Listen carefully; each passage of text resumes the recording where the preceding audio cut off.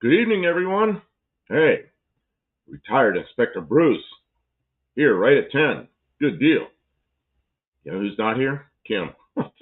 Kim will be here. I just talked to her on the phone. She has something she does on Thursday nights. I've told you all this before. And then she has to drive here. She's driving the Dart. We haven't been able to make it, go over a couple hundred miles an hour yet. So she's always going to be late on Thursday night by a couple of minutes. So she is on her way here. Twisted Mopar. I'll get it out yet. Twisted Mopar Garage. Also here at 10. Good evening. I think you two are going to get some points. I don't know. Mexican Spec always says double points, but where's Mexican Spec tonight? Maybe he's still out getting. I think he might be delivering a car, but I'm not sure. Tavo's here. Good evening. And Hippie Long, you're here. How you doing? Yep, Tavo here from AU.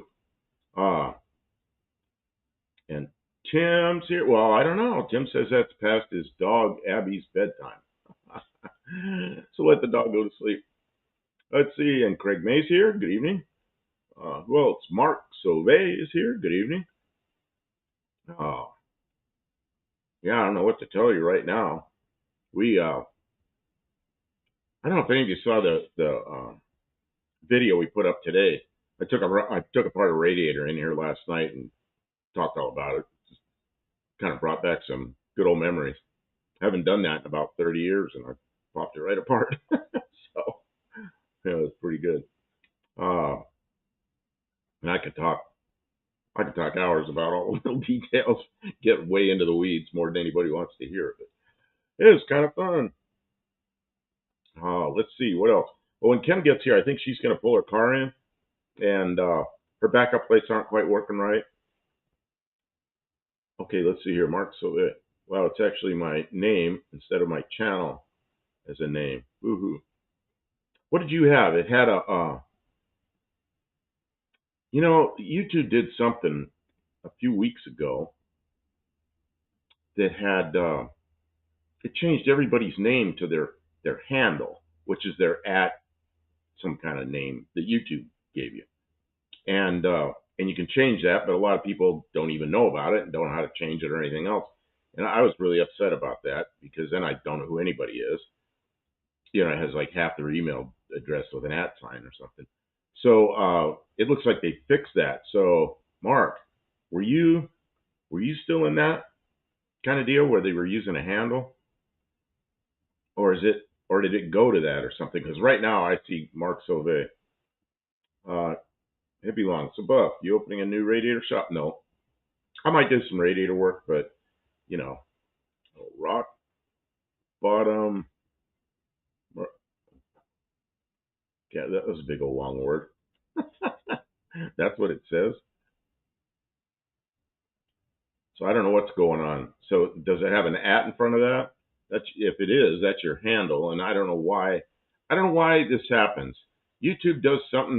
They make a mistake somewhere, and all of a sudden everybody's name is their handles. And a couple of weeks later they fix it. Oh, it just went back to normal. Okay. They did this a couple of weeks ago. It drove me nuts. I'd be looking. I got this big old monitor on its side with all the chat, and all there were is like all these crazy email addresses and stuff, and I had no idea who anybody was. Oh, Rock Bottom Racing, Mark and Linda. Okay. Uh, yeah, because it looked like Mark Sauvé here when I turned it on. It'd be long. Room.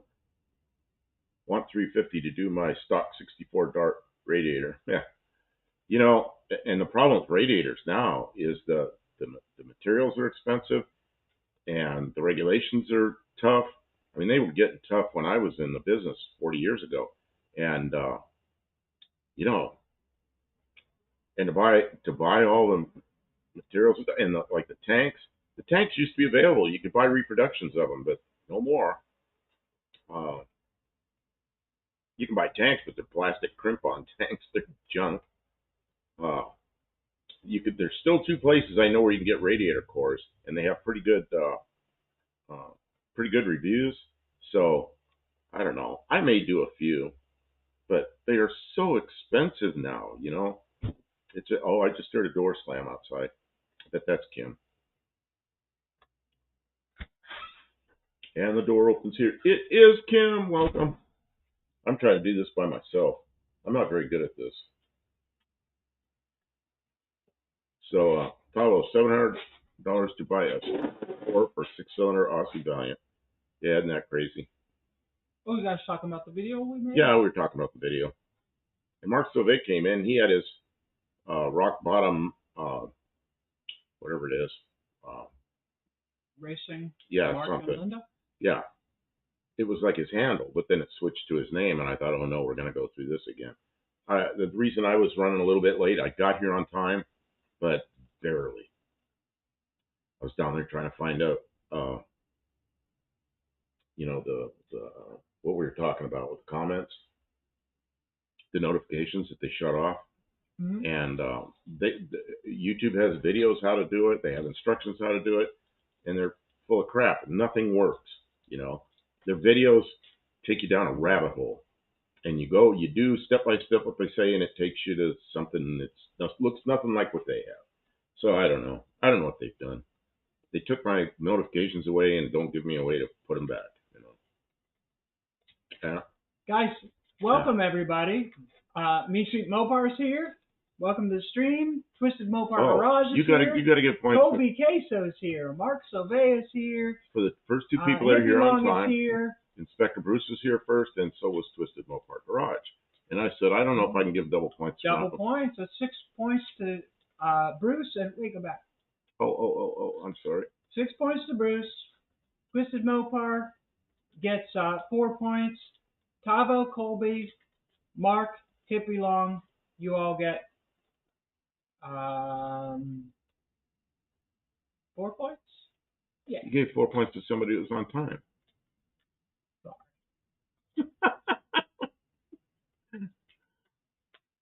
Okay, so now I got this chat back where it was. Tractor says, I'll be here at least for a little while. Hippie Long. Kim knows the old 6 cold rules coming for No Name National.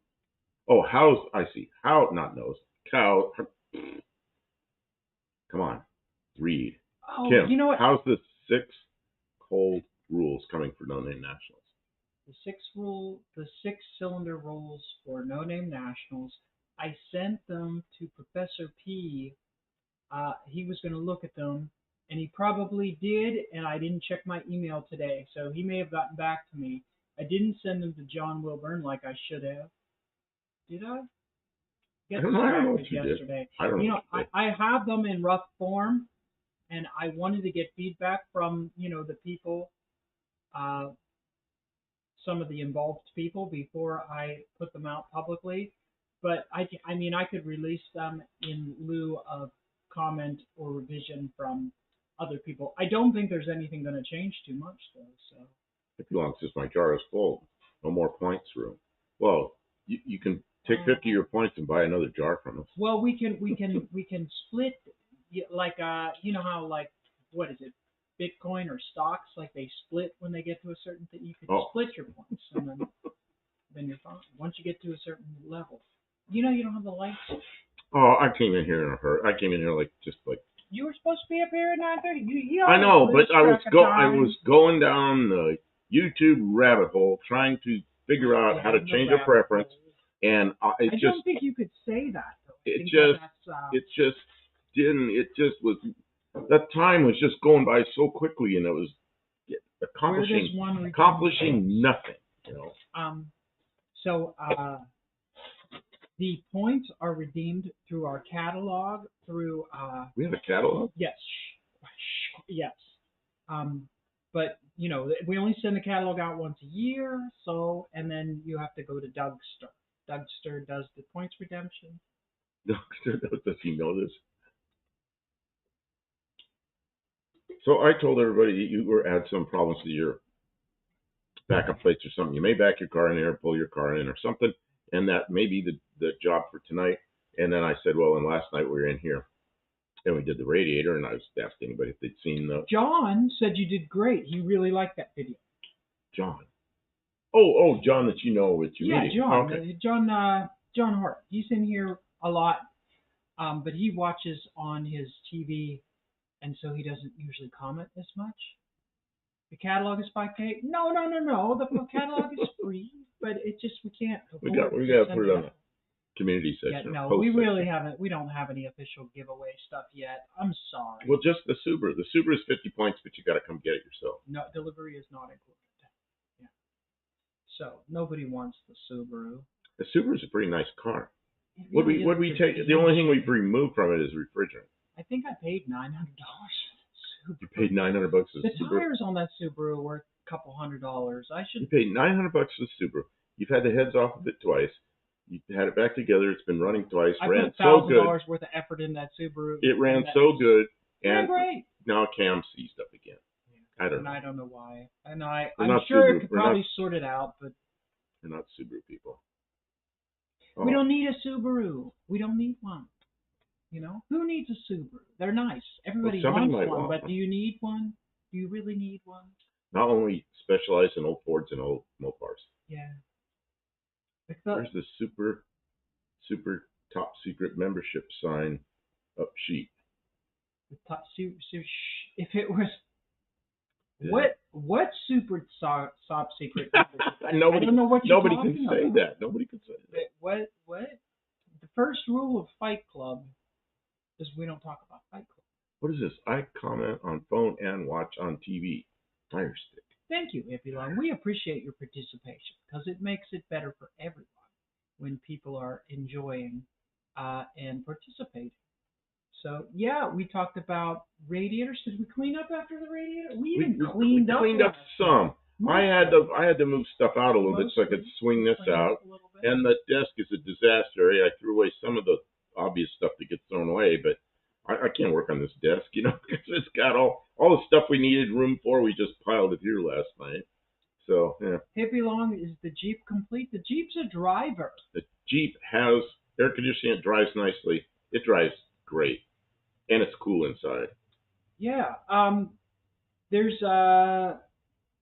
collision damage from when the deer hit me last winter that we wanted to maybe work on, but we had the discussion. You kind of said, like, I don't know if I want to do sanding and painting. Yeah, I don't think it's good content to stand here during a live and sand.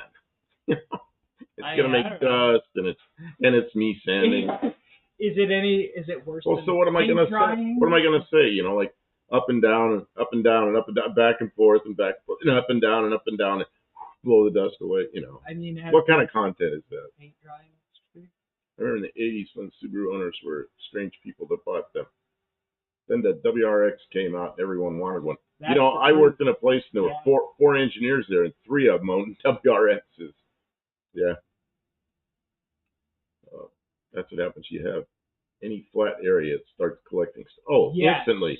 Every table turns into a collection spot. Just that I always say.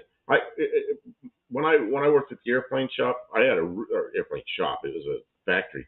I had a roll around Snap-on box with a top box. In the top box, everybody would pile stuff on top, so I'd go to open it. I could never open it because all crap piled on it. I said I was going to take some sheet metal and make a big pyramid for the top of that thing and rivet it on there so nobody could set anything on it. Yeah, I never did that. I should have done that because it was so aggravating. Every time I went down there to get a tool, they had like 5 pounds of people's crap. Whose is this? Come get it. Everybody'd look up. Huh? Not mine. It's the way she goes, people. It's not yours? Well, I'm dumping it on the floor.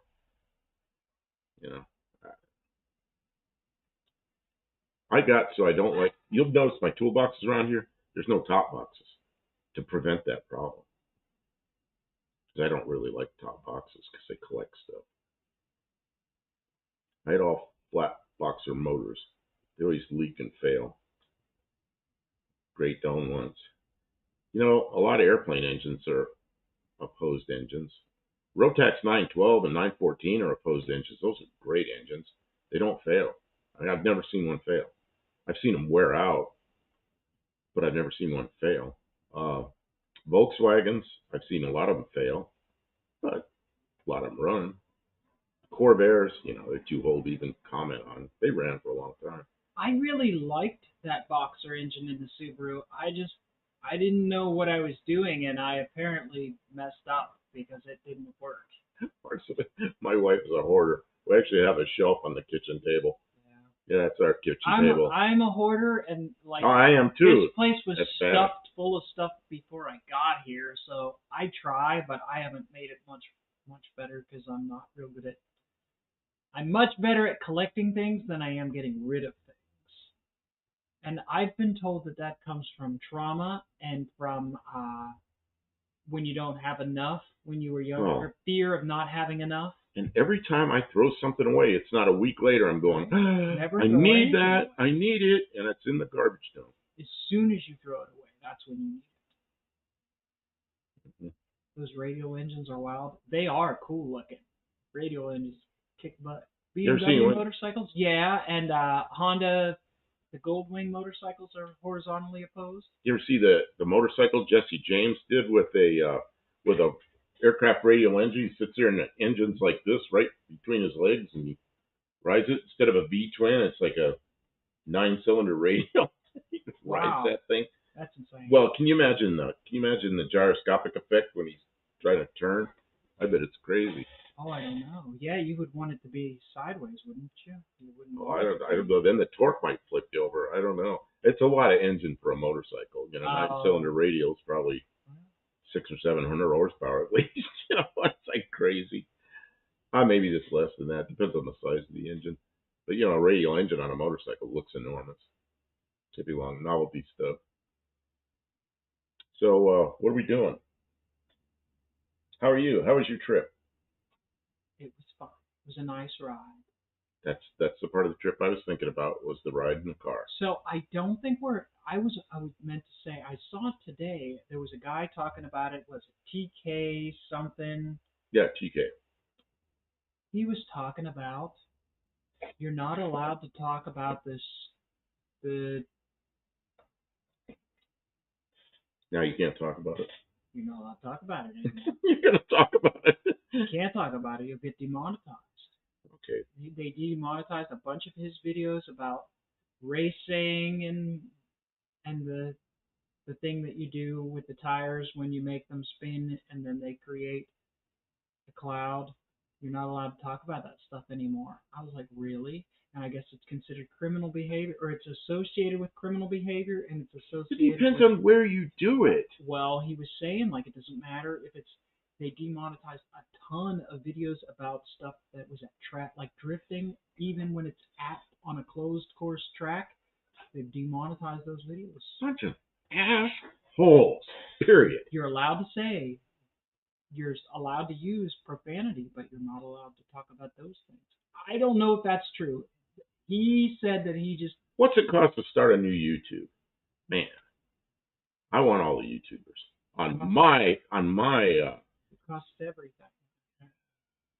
on my website. I guess they can't. Yep. Automotive YouTube is going to have to dance around it for a little while until it gets sorted out. That's terrible. We have an event every year where we go to the event specifically for that. And we all go to Missouri in a place where it's sanctioned, and we can't talk about it. Not allowed to talk about it. Or you'll have to be very careful about what way you talk about it, what you show in regard to it. I didn't expect that. I did not see that coming whatsoever. Because remember, I was talking this morning about making a video, because now my car is able to Yeah, we were gonna use excessive amounts of torque to break traction. And yeah, her now, Dodge Dart actually breaks traction now if you step on the gas hard. See, we're finding ways to use words that mean the things that we're not allowed Well, we to gotta say. talk around everything in this country now. We have to talk around everything. It's ridiculous. But not allowed to say this word, not allowed to say that word, not allowed, not allowed, not allowed, not allowed. We have freedom of speech, but we're not allowed. Oh, you're allowed to talk about it, but YouTube is not a free country. YouTube no, I know, it's their thing. It's their platform, and we get. They deserve this. How? You are man. Oh, I know. It angers me that we can't talk about a cloud coming off a tire without dancing all around it. It's just like when I talk about the distributor moving it. I have to say anti-advance. I can't use the R word because I'm not allowed to use that. Damn it! For like 100 years. Wait. 100 years. Japping out the red. I don't care. I'm mad. He's shouting. Well, like for 100 years, we've turned distributors this way, and it advances. Turn it this way, and there's the R word. Not allowed to say that anymore. Not allowed to have it in a comment. Not allowed to have it anywhere because it insults somebody. It insults some jackass. I don't know if you're not allowed to have it that I know if we put it in the title. Oh, I know. We didn't get any views. I know. I put it in a title that we had to turn the distributor this way. I used the R word, and I got like 4 views or something. Counterclockwise, and then that is the wrong word to use for. Anyway. Main Street Mopar, am I missing something? Yeah, they're ban all these words and phrases and stuff. Well, they don't ban them. They take your monetization. They take your monetization. You're not allowed to show or potentially even discuss. What they do when they have like a big party and they have cars and they are in the road and they. No, hippie long. When you take the distributor, you advance the timing or you do something else with the timing. You're not allowed to say the other word. So I had to say. Somebody gets offended on behalf of somebody who isn't actually offended. I know. And the thing of it is it doesn't change the way the people who actually want to offend people use the word. They still offend people liberally all the time as much as they want. But it's people who are just trying to use speech end up having to do weird stuff. Anyways, I don't want to lose a bunch of time to this. You don't know how off the rails I go when this stuff happens. You're starting to get an idea. Control everything. Control, man. And I have to work and earn a living with control. Somebody gets offended. Yeah, we read that. I'm a maniac. But I used the R word 1 week ago. The video got sunk. No kidding. I took the video down. Yep.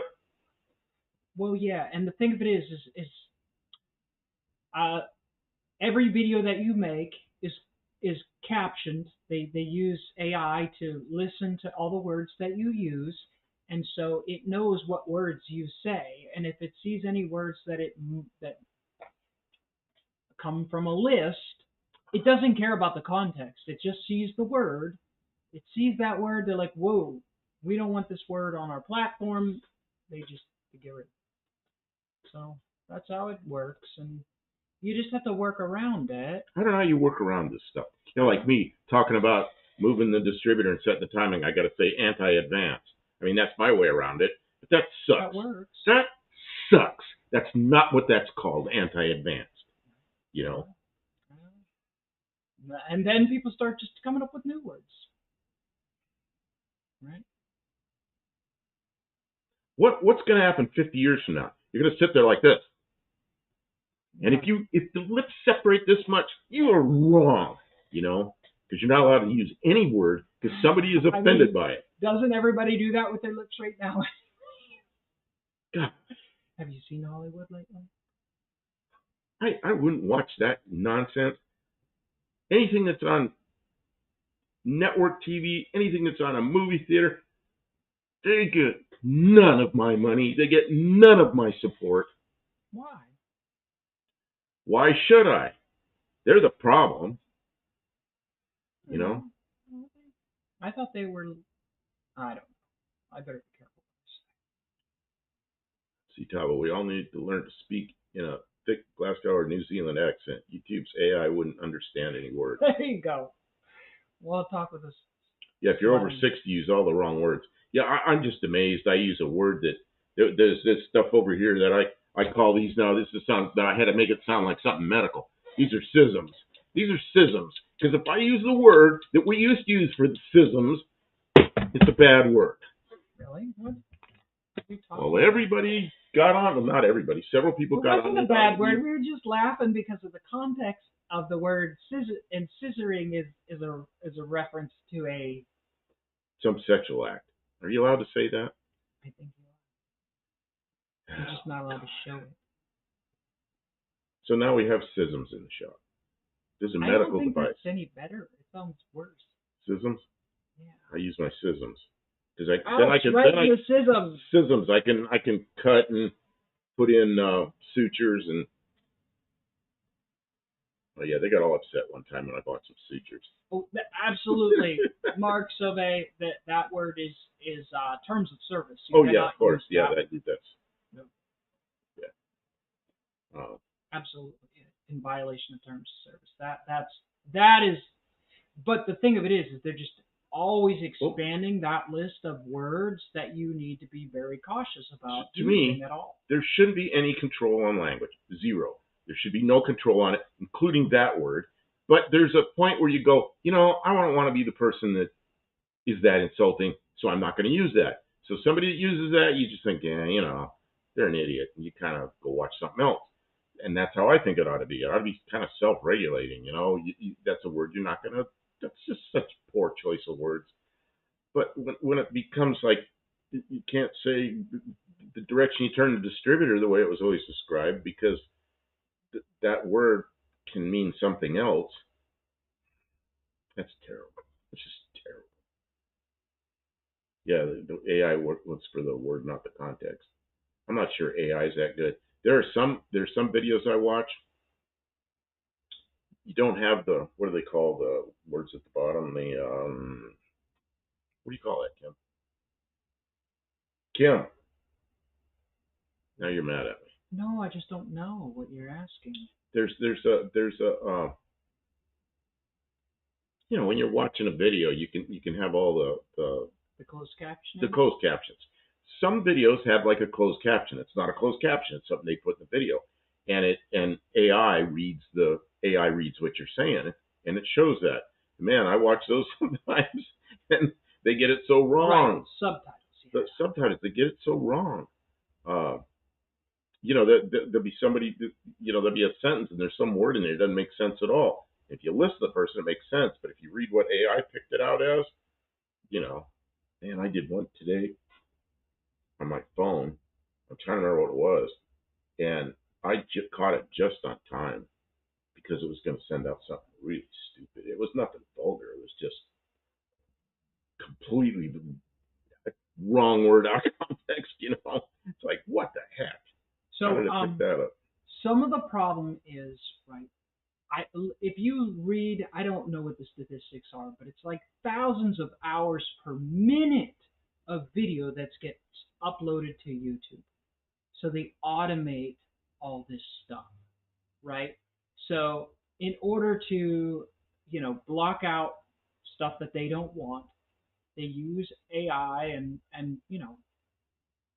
whatever to make sure that they're not endorsing hateful stuff or violent stuff or bad stuff that they don't want to endorse, because by putting it up they are they're automatically kind of endorsing it, right, by putting it up. And so they have to be careful about what they do, because there's a lot of people with a lot of money involved. And But the thing gets me is you try to contact. You can't. It's just there's all these things you can't get to a person. In order to contact someone at stupid chatbot YouTube, you have to reach a threshold of being important enough to them to have a representative. You start having like 4 million or 5 million subscribers, and and then you have someone hundreds of thousands of views on every video. So like you talked about, then they'll let you talk. Tavo mentioned a Mr. David. He could say whatever he wants. Well, that's not true, but he could say something that most people would not be able to get away with, because if it was a problem, instead of taking his video down, they would call him and say, "Mr. Dave, you have violated," and they would talk it out, and they would come to a resolution. But regular people, like, we're nobody. You and I, they're not going to talk to us. They're just going to take it down, and we either fix it or we go away, and either way it solves their problem. So yeah, we don't get liberties. No, we're nobody. That's just the way it is. We're nobody. So we are now going to anti-advance our distributor. We have to be careful about what we say. Yeah, or too else much timing. You better anti-advance it. Go the hell away, because they don't need trouble. They've got too much to do to deal with the likes of us. We are peons. We are nobodies in the terms of, yeah, we're just. Inspector Bruce, I get a kick out of language using some of the shows streamed from BritBox. Oh, BritBox, huh? I don't even know what BritBox is. Hey, Straight Bullet, welcome in. He says hi. And Josh Holman too.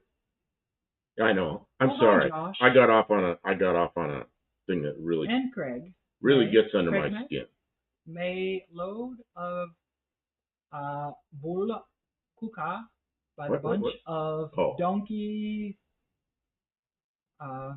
zeros lol. Yes. That's how it is. It is. But you know what? We get to be here. We get to talk to you, right? Oh, should receive an automated email from YouTube stating why it is flagged. I don't know. The only thing I ever got was you can find out. I used video the is flagged. Yes. anti-advanced R word in a title. That was before we were monetized. Though. And yeah, but all it got was like 4 or 5 views, something like that. And I thought, what is wrong? It wasn't shadow banned. It just was not listed. They just didn't list it, so no one saw it. It was just how it was. It was I forgot to turn. Anyways, so I did want to mention that I am Kim of Kim Fixes Things. Most of you know that. Well, now that I got off my soapbox, I'm now we here can introduce with Buff Del Campo, your ranter tonight. Buff will be your rant for tonight, and we are here to entertain you. We are in the shop because it's Thursdays, and on Thursdays, when we can, we are cleanup crew. Straight Bullet got it. Late at night. Hope we don't get caught with that. I don't know. YouTube has a problem with that word. If they see us using the word, they'll just won't list our video. Like no one will see us, right? Like no one will. Yeah, they won't offer or suggest our video to anyone. They won't do anything. I guess if we say it, it's just like eight or 10 hours of work that goes into video just goes down the toilet. Right, but actually it may violate the terms of service, so we might actually get a strike for it, a community strike, and too many of those, and they take our channel away. Okay, so, Mark, but you say that because it's a condescending word. Okay, but not in that context. It's not. Yeah, it has nothing to do with that. It has nothing to do with that. It's a mechanical term that's been used for decades, and it's nothing against any personal. It's not a personal attack or an insult to anyone. It's just a term. So you know what I should do? Just exactly what Mark Sauvé says. We are gonna mentally challenge our distributors from now on, and they're gonna turn them this way, and they'll be mentally challenged. Listen, stop. Oh, you got to be a little more careful about what you do when you get mad. We both have a lot of effort into building our channel and finding an audience. Oh yeah, and Johnny C's talking about TK's garage. What that mess is that you were talking about earlier. Yeah, see, TK's garage was talking about it earlier. Oh. What? It makes no sense penalizing people who are post-automotive content. See, that was my thing here, is we have a sanctioned event we go to once a year in Missouri, the No Name Nationals, where all those things that TK was talking about, it's sanctioned. We go there. We do that. You know, the guy that's the mayor of the town owns the track, you know, or runs the track or something, or he was the mayor. You know, and the police escort us down to a restaurant and let us, as long as we're not spinning the tires, we can drive down there with the uncorked headers and stuff down to the restaurant and back. The other thing is you know? This is an extremely new and developing situation, and there may be adjustments to how it is enforced. So there is part of us to wait and see what's going on, but it does seem to be it's definitely something new that's happening. What's the M word? I don't know what the M word is. Actually, what is that? I don't know. We should not keep talking about the word. We probably have an A word, a B word, several C words, a D word, 4 or 5 E words, an F word. I know we have an F word. There's probably some G words. We're allowed to use the F word. Who cares about that? Yeah, but you have to check a box when you put your video up, and we've got the box checked that says we don't use that language in our videos. So Well, first of all, you absolutely have to be honest because they can hear what you're saying. So if And you the say reason you don't use words and then you do use words, then the you're in real. reason we do that is because there are a lot of people that are a lot of companies that advertise that don't want to advertise on channels that use profanity and things. Okay, I understand that. I'm fine with that.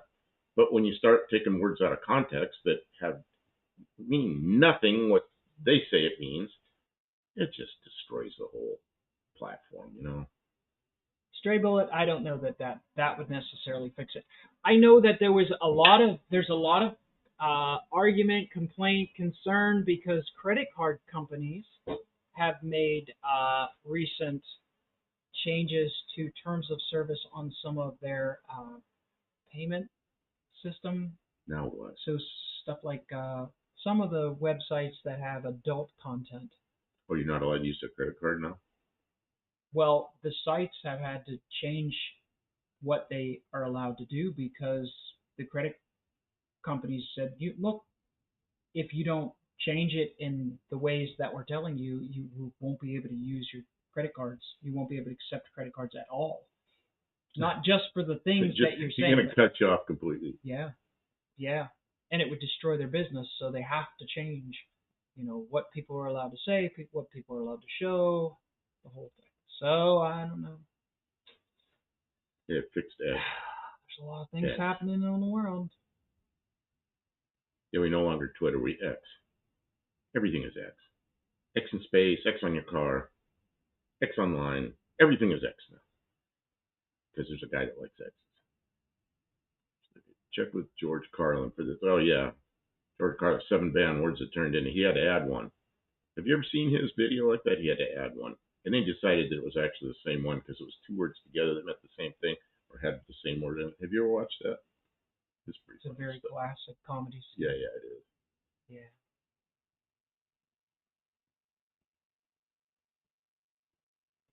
Yeah, I don't know what the answer is, but I don't like the way it is now. And then if you move on to what's the other one? Somebody, one of the other video platforms. Nobody goes there and uses it. I guess somebody does. I don't know. He's gonna love when I say this, but you realize we're talking about a trending topic, right? He hates talking about trending. Oh, as soon as I see trending, you know what that means? That means some jackass behind a computer decided that something was trending. Well, this it is has trending. nothing to do with what's trending. I'm the jackass, and you're talking about it. Now that I decided that's never going to trend. Trending.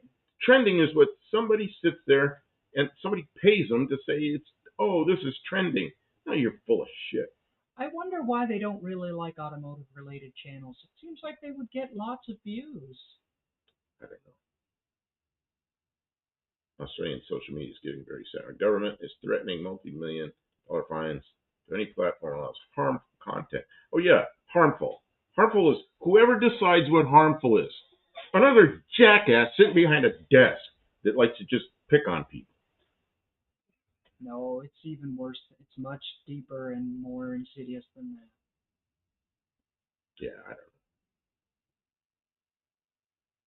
We don't all have a thick accent. Everybody where you don't live has a thick accent. Wherever you live, there's no accent. Like here in Tennessee, there's no accent here. But if you're from somewhere else and you come here, yeah, it's some kind of southern accent. Yeah, funny maniac. He left me a comment that was like a pretty good paragraph talking about what he's done in his life. That's the businesses he's had and everything is pretty good. Because he says 20 more years, I'm still struggling. Automotive channel content creators are probably too far right. Yeah, I don't know. I think they're all over the place. Well, you have to be careful because they have advertisers and they want you to not say things that are opposed to their advertisers. They don't want you to say bad things about people who spend a lot of money on them, advertising with them, So if, car manufacturer A, they're we cannot say the word. anti-advancers. They're No, anti-advancers. influencer. I don't think we're influ. I'm glad we're not influencers, and Mark, I so, would never call you guys followers, at least not in my right mind, because I just don't see you as followers. You're like our friends.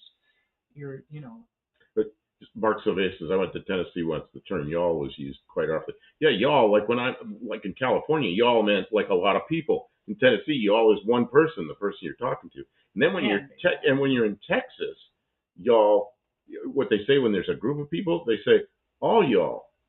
So it's like all of you, y'all, all y'all. And then the Y'all. other one gets me is what was it? Yeah, I'll think of it. There's another one that's kind of funny. Oh, y'alls. Y'alls doesn't mean more than one person. Y'alls is possessive. It's y'all apostrophe s. It means it here. That's y'all's drink. Is that y'all's drink? Y'all's Y'all drinking that? y'all's is possessive, not Tavo, absolutely. They want you to talk about the things that they're trying to sell, the political views that they're trying to endorse. The yeah, those that's I mean, it's a business.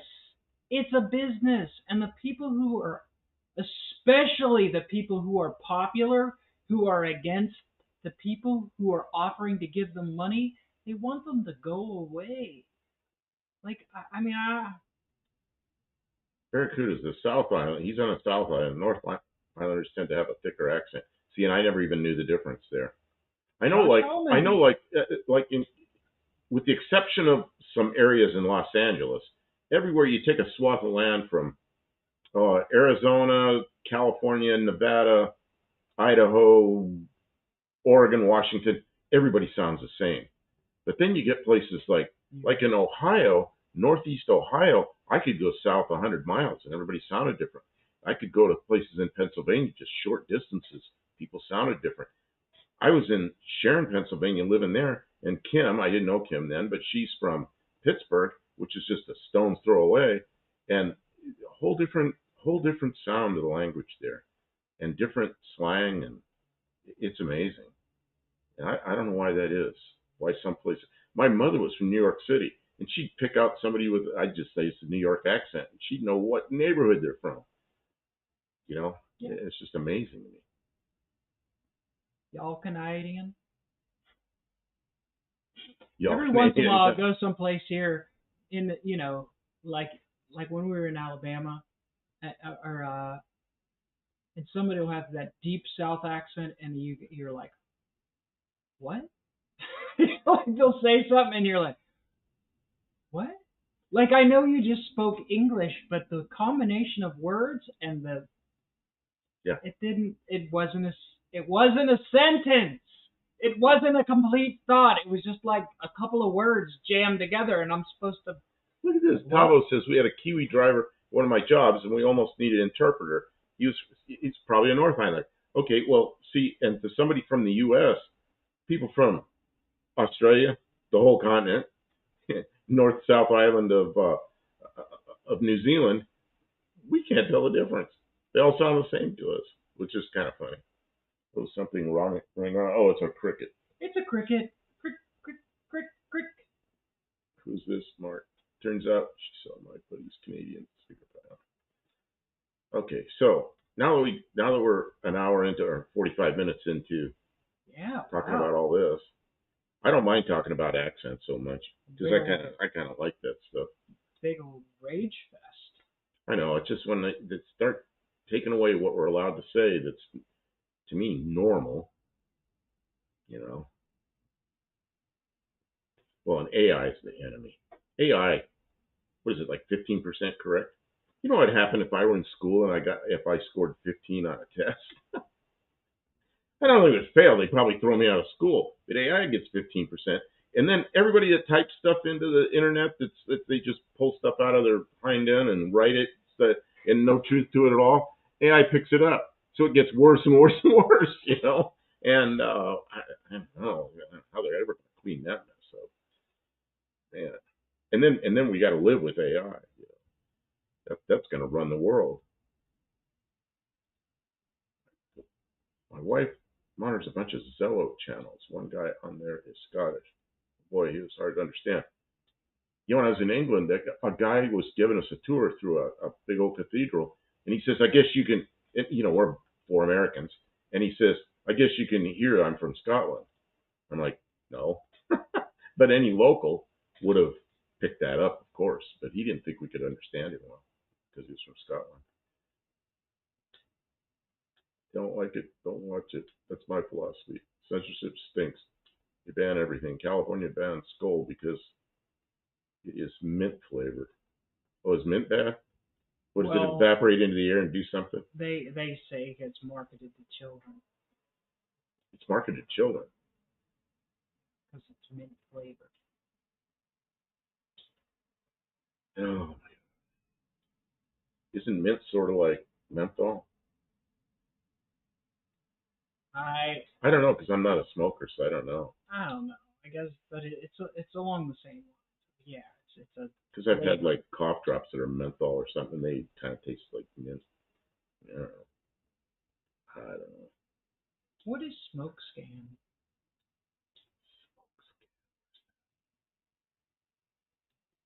Oh, down at the bottom. I quit watching Smoke Scan. Somebody else talked about it. I don't know. The Mentioned Max Man is here. is the best IA channel. I don't know what IA channel is either. I don't remember watching that. What would you think would happen if you use the R word in a different language? I don't know. That's another thing. I don't know about the AI that they use on YouTube to pick out all these things, but they don't like in this. I'm not real worried about it, although I probably shouldn't be using those words. But in a title or in a description of a video, man, they'll pick it up in a second. And I don't know what happens to use another language. I don't know if it only picks up English, or maybe it picks up English and French in Canada, or English and Spanish in Southern California. I really don't know. I don't know what happens there. Hippie long man, I have so much comedy holding them. What's Drader? I don't know what that is. I said the word. Maybe it's something bad. Let's see. Straight bullet. That's how we defeat AI, by feeding it a bunch of false information. Yeah, I don't know what's going to happen because every day it just gets worse. It's supposed to get better every day because it learns new stuff, but it learns all the bad stuff. It learns all the wrong information. And there's so much bad information on the internet that it picks it up, of course. What's wrong, Kim? You're worn out on the subject. Yeah. Yeah, she's tired of it. No, it's okay. I watch Ukraine videos, auto-translated to text. Oh, really? I watch a couple of people from Ukraine. I watch there's an American guy there that lives in Ukraine, travels around some. He was doing like a travel vlog and ended up settling in Ukraine, and then the special military operation started, and he left in a hurry because the whole neighborhood got blown up, and then he's back, and should I say the name of his channel? Heck, why not? Yeah, no reason why I can't. Johnny FD. Johnny FD. Another channel. He's Controversial. born in the U.S., ended up in Ukraine. Kind of an interesting guy, I guess. We'll be back in just a minute. You guys are doing great. Kim's ready to leave. She's tired of me. No.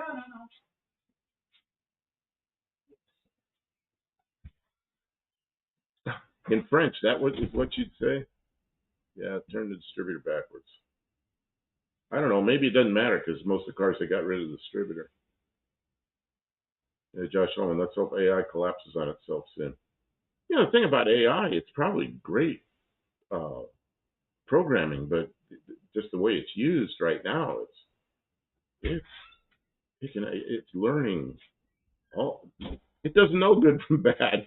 It has no morals, so it doesn't know that there's somebody that's just feeding it nonsense. No, it's just a simple algorithm that looks for words. Yeah. And flags them and then. Oh, I'm talking about the way it learns. I mean, it's pretty cool. There's software that learns, but because of all the bad stuff that just bad information. People get on and start talking about cars, and pretty quick I can pick out whether the person knows what they're doing or they're just guessing and spewing it out like it's fact. Well, AI can't do that, so AI picks up the made up facts as facts. Well, it's not very good at detecting its own source. Oh, certain parts of Sydney, very strong accent. Should be better about. That's I had customers back in the day when I was working at the aircraft. I had customers from South Africa, and we had a dealer down there, and he spoke with an accent, but I had no problem understanding him. But man, some of his customers, I'd be on the phone with them, and man, I struggled to understand. It's the English that I really had trouble with sometimes, and I guess it was to me it was a strong accent, but to the dealer, he could understand all those people very well. So I don't know. It was English. I knew it was English. I didn't always know what they were saying. Does AI know Pig Latin? Oh yeah, there we go. I bet it could learn it quickly. I'm in a twat. This is Dean Stevenson. AI regurgitates shit I already read. More survey. I wonder if you can break AI what Captain Kirk said to the computer. Everything I tell you is a lie. See, and there's another thing. Watching Captain Kirk, and you remember the first Star Trek with Captain Kirk? They had a thing like this. It looked like a flip phone, and they talk on it. And I watched one of those a year or so ago, and I looked at it. And I thought, man, that's all they have. Because we have these that do everything. And all they had was a flip phone. Yeah, but he could talk to it and say, "Computer, what's the Oh yeah, name of that person he could talk to his computer. Yeah, voice to text. Voice to text. Yeah, we can do that. Voice to text, though, I've had a lot of problems with that, and I started using it, and then I quit using it because it'd make a mistake, and then I'd go, oh shit, and then I'd write, oh shit, and then I just couldn't get out of it. I had to go in manually, delete and type, and I finally just gave up on it because you have to be very careful, speak clearly, and I don't know. Some people use it and have good luck with it. D-Man's here. Hey, hello. I think I saw you in one of my comments today because I had to go back. For some reason, see my comments. This is what started this whole conversation. Is YouTube would anytime somebody made a comment, it would come up on my screen. I got two screens, and it'd come up on the other screen. I go okay, and then I go look at the comment in the channel, and that stopped. So all of a sudden, I got all these comments I don't even know about because I'm not getting notified. So I go, okay, there's a switch somewhere. There's a preference that got turned off. And I asked Kim if she turned it off. Nope, she didn't turn it off. I didn't turn it off. So they probably did some reprogramming. This is something I don't like about computers. That somebody will reprogram something in a website, and it'll change all your preferences. So that preference got changed. So I was in there hunting, trying to find. I spent an hour trying to figure out how to change that preference. And YouTube's got all kinds of stuff on how to change it. But when I go there and look, it looks nothing like their videos. So they've changed something. And I don't know, I guess. So anyway, D-Man, what happened was I went in and manually going through every video looking at the comments, and that's when I saw yours. They had phasers. Oh, we can say phaser, can't we? Phaser. Wow, yeah. Okay, D-Man, the radiator video. Yeah, I put a comment. It was a great video. Yeah, I saw that. Thank you. Thank you very much. Because we did that last night in here in the shop.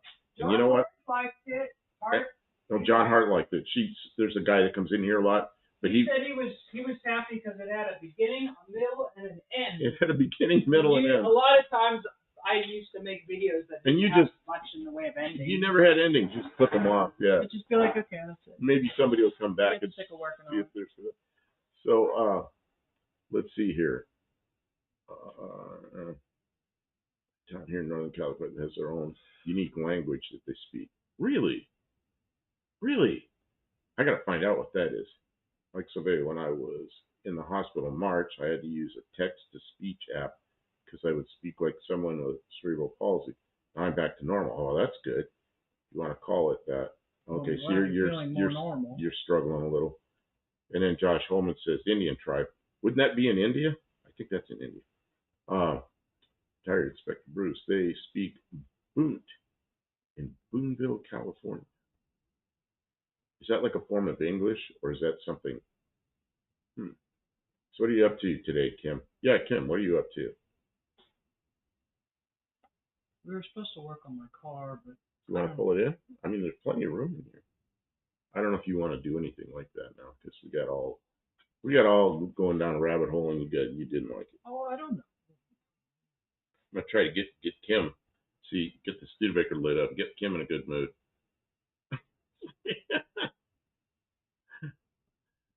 Nice.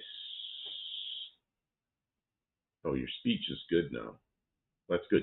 Do you speak French as well? Do you speak French and English, or English? Or I'm just curious because you're from Quebec.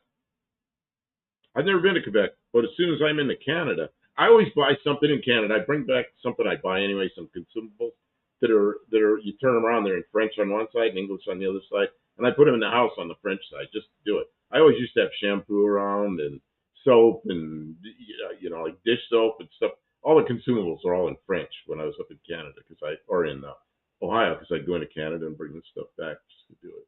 Dirt Road Landings is here. Welcome to the stream. Thanks for coming in. You see, I'm lost. We have not got them out, and we have a. Oh wow! Do I think metal tanks scared him? Oh, there's a mouse. Jumping all crazy. No, it's a. That's one of it's a cricket. There, a cricket. Oh, a cricket. He's under my foot. Yeah, he's all over the place. Okay. He's a big one. He's like big. He's jumping around. Okay, you raised French. See, my Russian teacher, way back in the beginning, she grew up in Quebec, but her parents were from Russia. So until she went to school, she spoke nothing but Russian. And so she went into school and just like total immersion in French. And she'd never heard French before. So she learned French because she had to in school. So she spoke French very well. She spoke Russian very well. And then because she was in Canada and she was in America a lot, she spoke English. And then she learned Arabic because she did a lot of stuff in Algeria. Well, so when I met her, she had 4 languages that were just, she was fluent in 4 languages. It was amazing. That's a lot of. Do I think metal tanks on old radiators better than plastic? I don't know. Better? Yeah. I mean, to me, I like them because they can be repaired. As far as, as much as I don't like all the imported products coming in, I was telling Kim about the radiators we have right now in both our cars. They're Chinese radiators. They're aluminum. The welding on them looks nice. They're closed tube centers. The fin count's a little higher. Like mine's a 3-row radiator instead of the original 2. That thing probably has double capacity the original one did, and it's cheap. I mean, it's just, I wish we would build them here, but I'd much rather have the welded aluminum radiator than the plastic ones. I took apart a plastic one on a video. I don't know what, last week, maybe 2 weeks ago. I don't know. Yeah. But I took one off to show the inside the tank. There's an oil cooler for the transmission. But that video didn't go anywhere. That was not a lot of people watched it. But it's there if you want to watch it. It's there. I take the plastic tank off and I show the transmission cooler. People liked it. Inside. We just didn't. People liked it. It just didn't get the views that I usually get. It's just the stuff that we do is not. It's not like wow. It's not like exciting or like wildly like everybody wants to see, or super searchable or super. It's just it's interesting, but it's I don't know. It's not even as good as a nature. It's not like widely applicable to people. Mark Surveyor went to school in French. The Chinese are smart and capable of building good stuff. The problem is in between. It's the people who are running the factory and the people who are exporting the stuff and the people who are importing the stuff and the people who are marketing the stuff all those people have money as their vested interest. Only the people making it, and they're being Here's paid the nothing. problem I have with China is we buy a lot of stuff from China and they block anything we want to sell them. It's a one-way street, and we just allow that. I think some of that has changed. And of course, they're not going to buy the same products that we buy from them. They're not going to buy cars or car parts, but they're going to buy. One of the things I know they buy is energy. LPG, liquid petroleum gas, and or LNG, liquid natural gas. That's what I meant to say, and probably oil. And but they block our imports, and that's what messes everything up. It's a one-way street. Um, Greed and bad regulations. Well, regulations and greed, yeah. Also, it would take a generation to retrain our population to do things because we have been disincentivizing trades for several generations. Like they've well, been telling people for generations that if you don't go to college, you're stupid, you're gonna have a bad job, and paying people accordingly. And it's just like, why would anybody want to do well, like work? the high school that I went to, they had an industrial arts program. They had metal shop, auto shop, a wood shop. They had the wood shops. The guys in there, by the time they're in the third year of wood shop, they were making guitars and they were making things like violins and and furniture. They were craftsmen by the time they got out of high school. Well, and I used to call the auto shop teacher and go, "Hey, send me a couple of your guys that are looking for work." And I get these young guys in there and I give them a job in the radiator shop. Well, I called one year and they go, "Oh, no, we got rid of the industrial arts program. We're just concentrating on college prep." It's like, what? Where am I going to find these people now? You know? And I don't know. I guess the schools decided Well, that now industrial arts wasn't the thing anymore. adults get out of college and they still don't know how to read a tape measure. They don't know how Oh to do man, nothing. I had a guy work in the airplane shop. They hired. He's 25 years old, and he'd make junk out of. He'd take sheet metal and make junk out of it. And I'm like, what's the problem? Here's the print, and do you understand the print? Well, he didn't understand the. It was a print that was in fractions. We had stuff that was in thousandths of an inch. We had stuff that was in fractions of an inch. And so I drew an inch on a piece of cardboard that was on a table, and it's 0 on one side and 1 on the other side. I said, this is the inch that's on you see on your tape measure. I said, you understand this? This is an inch. Yeah, I understand that. And then I draw a line in the middle, right, half. And he goes, yeah, I understand that. Then I wrote quarter, and he goes, I understand that. Then I put 3/4. He goes, I don't understand that. Oh my God. So then I count, how many quarters, and he's lost. So he's a high school graduate, 25 years old, and he can't read a tape measure. How do you, we were taught to do that probably in second grade, And maybe the first job grade. he was most qualified to get hired at, the most qualified, the thing he was most capable of applying for to get the job, he didn't know how to read a tape So, measure. so I there's a big cardboard sheet on a table, and we because we're drilling sheet metal, and you drill in the cardboard, and after a while, there's shreds all in it, and it's ruined. They put a new piece of cardboard on. They change that sheet of cardboard about once every 2 or 3 weeks. So on that piece of cardboard, I drew this big inch, and I put all this, quarters, eighths, sixteenths. I think I took it down to sixteenths. Woo! India has a night on. I wrote it all in there, and I said to him, memorize this, use it, and memorize it. And you don't need this just here. You're going to need this for the rest of your life. You need to know how to read a measuring tape. Okay. Well, he started making good parts. And then one day he makes this piece of crap. It's like, and the dimensions are all wrong. I said, what happened? He goes, well, they changed the cardboard. I told him, I said, memorize this. Drew another inch for him. That was toward the end of my time there, and I left. I don't know what happened to that guy. He's somewhere looking for an inch on a cardboard, I guess. I don't know. How's somebody get to 25 years old and not know how to read a tape measure? But Graduated from high school. but also, once you taught him, couldn't remember. I know. Well, and then some of it, people are, you got to know. Some people are interested in stuff. I got a mechanical mind. I like mechanical stuff, so maybe everybody doesn't have that. Their brain power is not focused there; it's focused somewhere else. Some people can write poetry. I couldn't do that if I had to, so they're good at that. But Yeah, I'm good and at you were mechanical working stuff. as a designer, and he was working as a So parts stamper. so So but what I'm saying is like when I was before I went to school, my father bought me a tape measure, and I thought it was cool because it come in and out. I wanted one of those because it looked like a toy, you know. But then I got curious and I started. I learned how to use it before I was even in made a donation. before I was even in school. And I got to shut up and turn on the Studebaker. So Ain't no tax in here. Ain't no tax in here. for a change of mood, hope there's no tariff attached. Yeah. All right, Tavo's like, quit your bitching. Get some work done. You know, I don't know what the tariff is, and of course, most countries don't call them tariffs; they call them import taxes. I don't know what it is in Australia. I didn't sell many airplanes in Australia, but New Zealand it must have been pretty darn low because I sold more airplanes in New Zealand. There were years I sold more airplanes in New Zealand than I did in the U.S. And we were a U.S. company, and New Zealand was great, you know. Okay, it's worse here in Canada.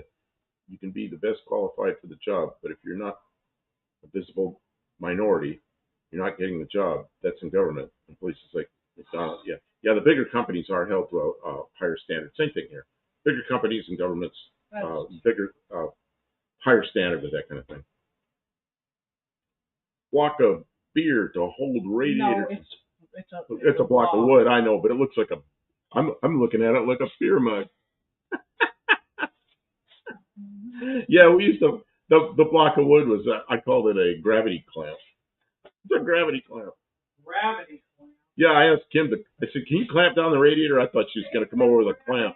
And she came over with this block of wood, and I thought, I didn't want to squeak. Well, when you put the block of wood on it, I thought, that's better than a clamp. Well, a clamp would have crushed Oh, yeah, I know. It was perfect. Oh, man. You dance, Kim. You got it, girl. That's what Wendy says. Thanks, Wendy. Yeah, I never went to trade school. I learned everything I know from my father and uncle who could do everything. Man, I went to a community college because that's where my mother wanted me to go. I could have gone right to a university, but she wanted me to go to community college. You know what? Because it was cheap. But anyway, one of the classes I took there was wheel alignment, and I'd already been working in a wheel alignment shop for 2 years, so I knew more than the instructor did because the instructor had never aligned a car. He's just reading the book to us in front of the class. You know, it's full of mistakes. And I thought, man, these people are paying for this education. I washed my car last night. No, today. Free trade is economic suicide. Yeah, I don't know.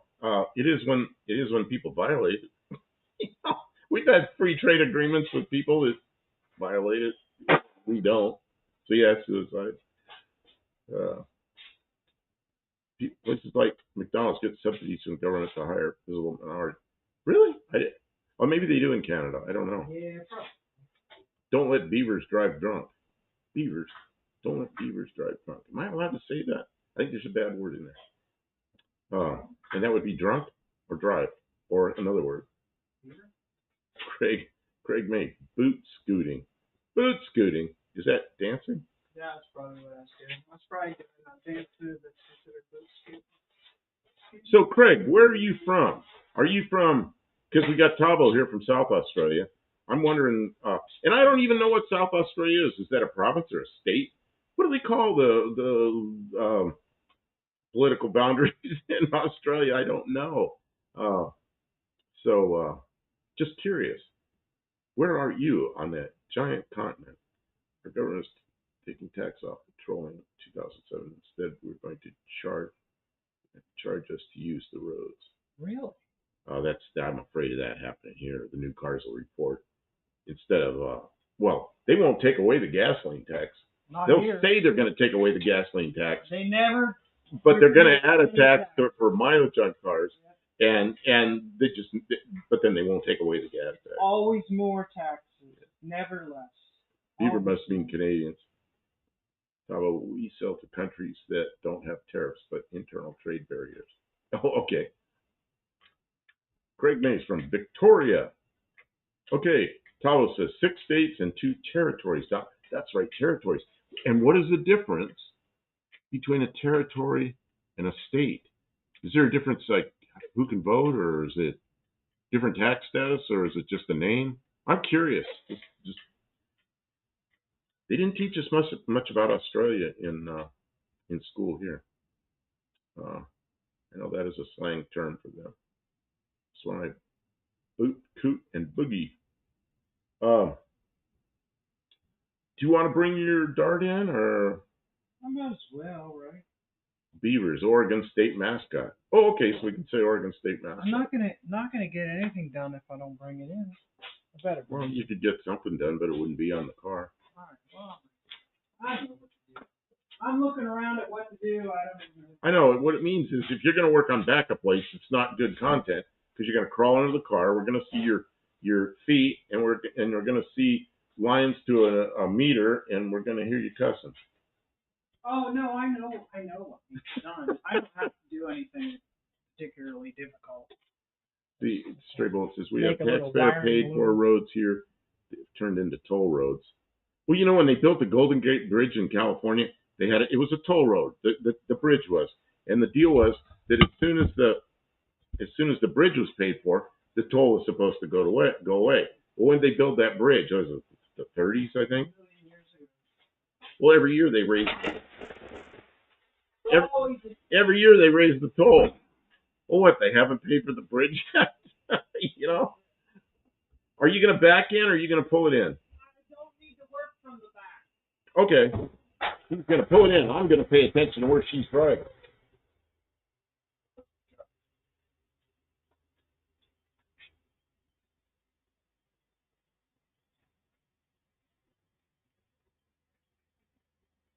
Slowly turn. Turn. Straight now. You might want to go that way a little bit. Okay.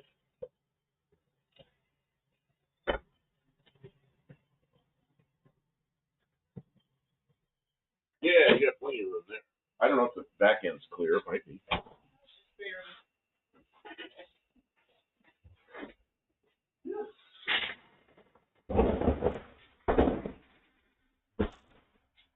Yeah, Stray Bullet. They'll never lift the toll on the bridge. What gets me is the toll roads, like in the east. I don't know what's happened in the west, but northeast U.S. the toll roads are now all automated. They get your license number on your car. I just went away. You gotta come over. So they just get the license number on your car, and you got to go into a website and look for your license number to pay the tolls. Well, and if you don't do that, and it takes a while for it to get in there. So if you come over my trip and go in there and look, they're not there. And you go in there like a month later or 2 months later, and eventually they show up there. Well, by then I've forgotten about it. And then, 6 months later, you get a big old fat ticket in the mail, for not paying the toll. Big old fat ticket. I hate that. And what started that was the pandemic, because they said it was the people in the toll booth, where you were too close to them or something. So they took that away.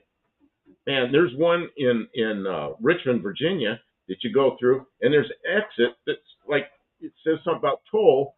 And so you think if you take the exit, that's a toll road. No. You take that exit to pay the toll, and then you come back on the road. So if you just fly by there thinking you're not getting on the toll road, you get a ticket in the mail for blowing the toll gate. Everybody that doesn't live there gets caught in that, and you get tickets. I had 2 tickets from the same toll, same day. Came in the mail, or came in my email after I don't know. No, it came in the mail. It came in the mail, and then I had to go on the website to pay it. Man, I don't drive toll roads. If you're in the Northeast, you pretty much have to. Kim, get a hoo-hoo to burn up all that energy. Okay, Stray Bullet says, I sneak across the Golden Gate Bridge without paying their damn toll. How do you do that?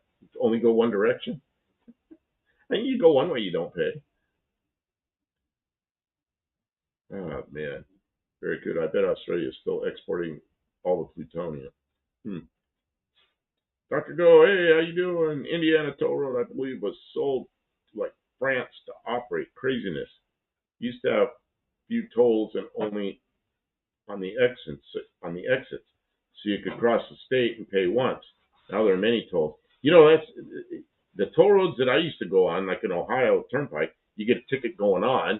It's just a ticket, and when you get to the end, you pull off and you give them the ticket, and they charge you for whatever distance you went. But going across West Virginia, I learned right away that there's a toll, and then you drive, and there's a toll, and you drive, and there's a toll. And so when you get off the exit, you just don't pay the next toll. So you still pay for the distance you drove. It's just a different way of doing it. But I don't, I grew up in the West. There were no toll roads other than bridges.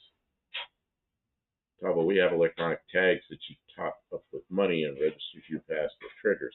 Yeah, we have those too. But you got to go join the thing. I have joined now, but I'm not living up there. And it covers like 5 or 6 states. So if I go through there now, uh, it will actually, you just put in all your license plate numbers, and it pulls it right out of off one of your credit cards. I don't know if I like that either. At least I don't get tickets in the mail. Yeah, anything we can dig up and for tax-free peanuts. Dr. Doe, now that iPass works in Illinois, Indiana, Ohio, Pennsylvania Turnpike, and more places. Is that what it is, iPass? There was another one that's something like that. I don't think it was iPass. What's the one that was in Pennsylvania and Maryland? Easy Pass. Easy Pass. That's where it was. There's Easy Pass that I belong to that's like 5 or 6 states in the Northeast. Stray Bullet, I have a set of license plates that the cameras can't read. You know where you live. Don't worry, eventually they'll crack down on that.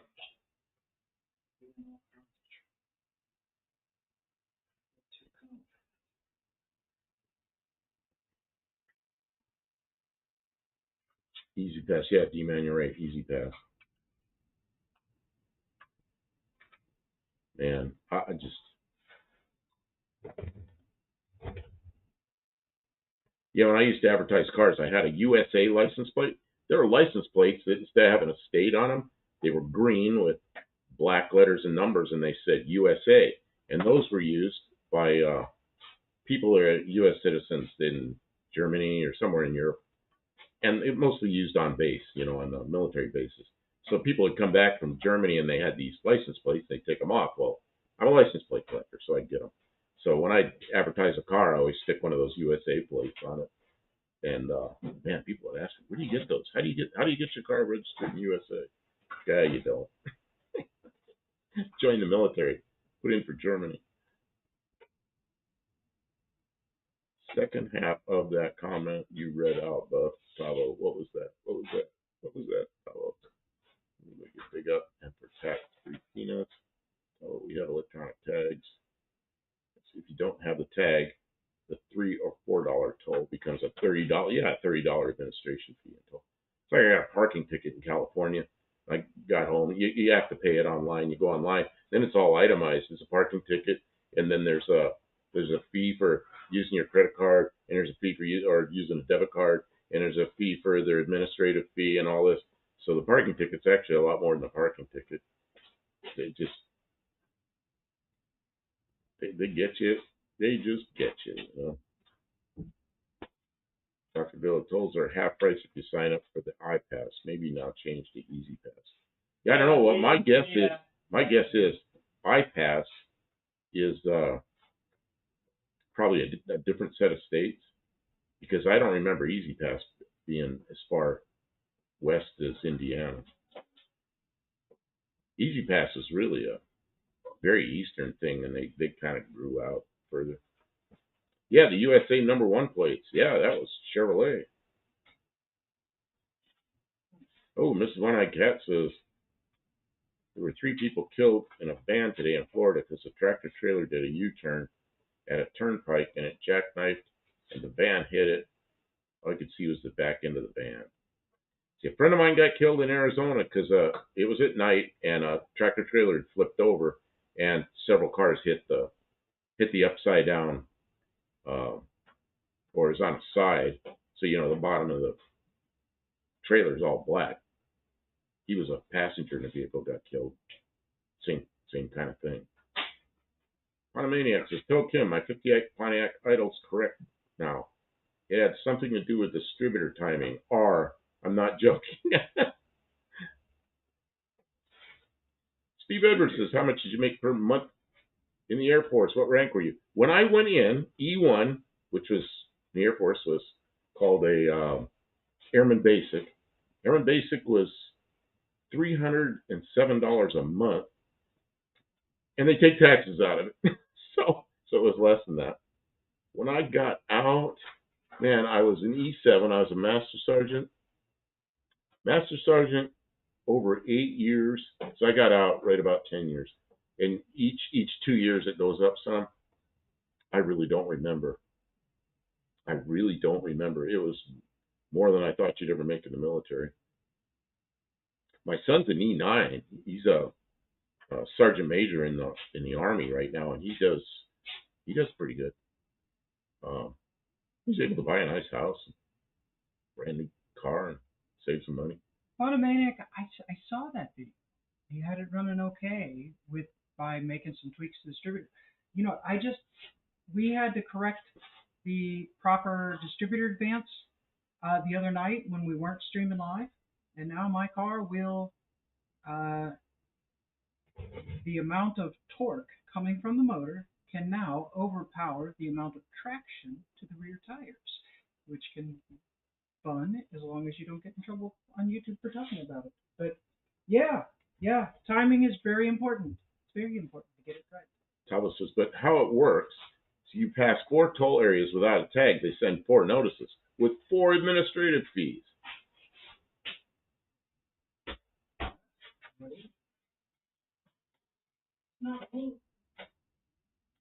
Long ago, I-Pass was Illinois, and then they got reciprocal with other states. Okay, that makes sense. Yeah, and easy pass was that same thing. Have to crawl underneath this car. You're not, but now you're going to have to pay off. Okay, Mark Sauvé, negative distributor timing. Yeah, that's why I say anti-advance or negative advance. Yeah, very good. We've got a USAF base sort of at Christchurch Airport for the American planes that fly to their Antarctica base. Man, every year I signed up for that. We had to sign up for that. Every year I signed up for that, and every year I wasn't one of the ones that was chosen to go.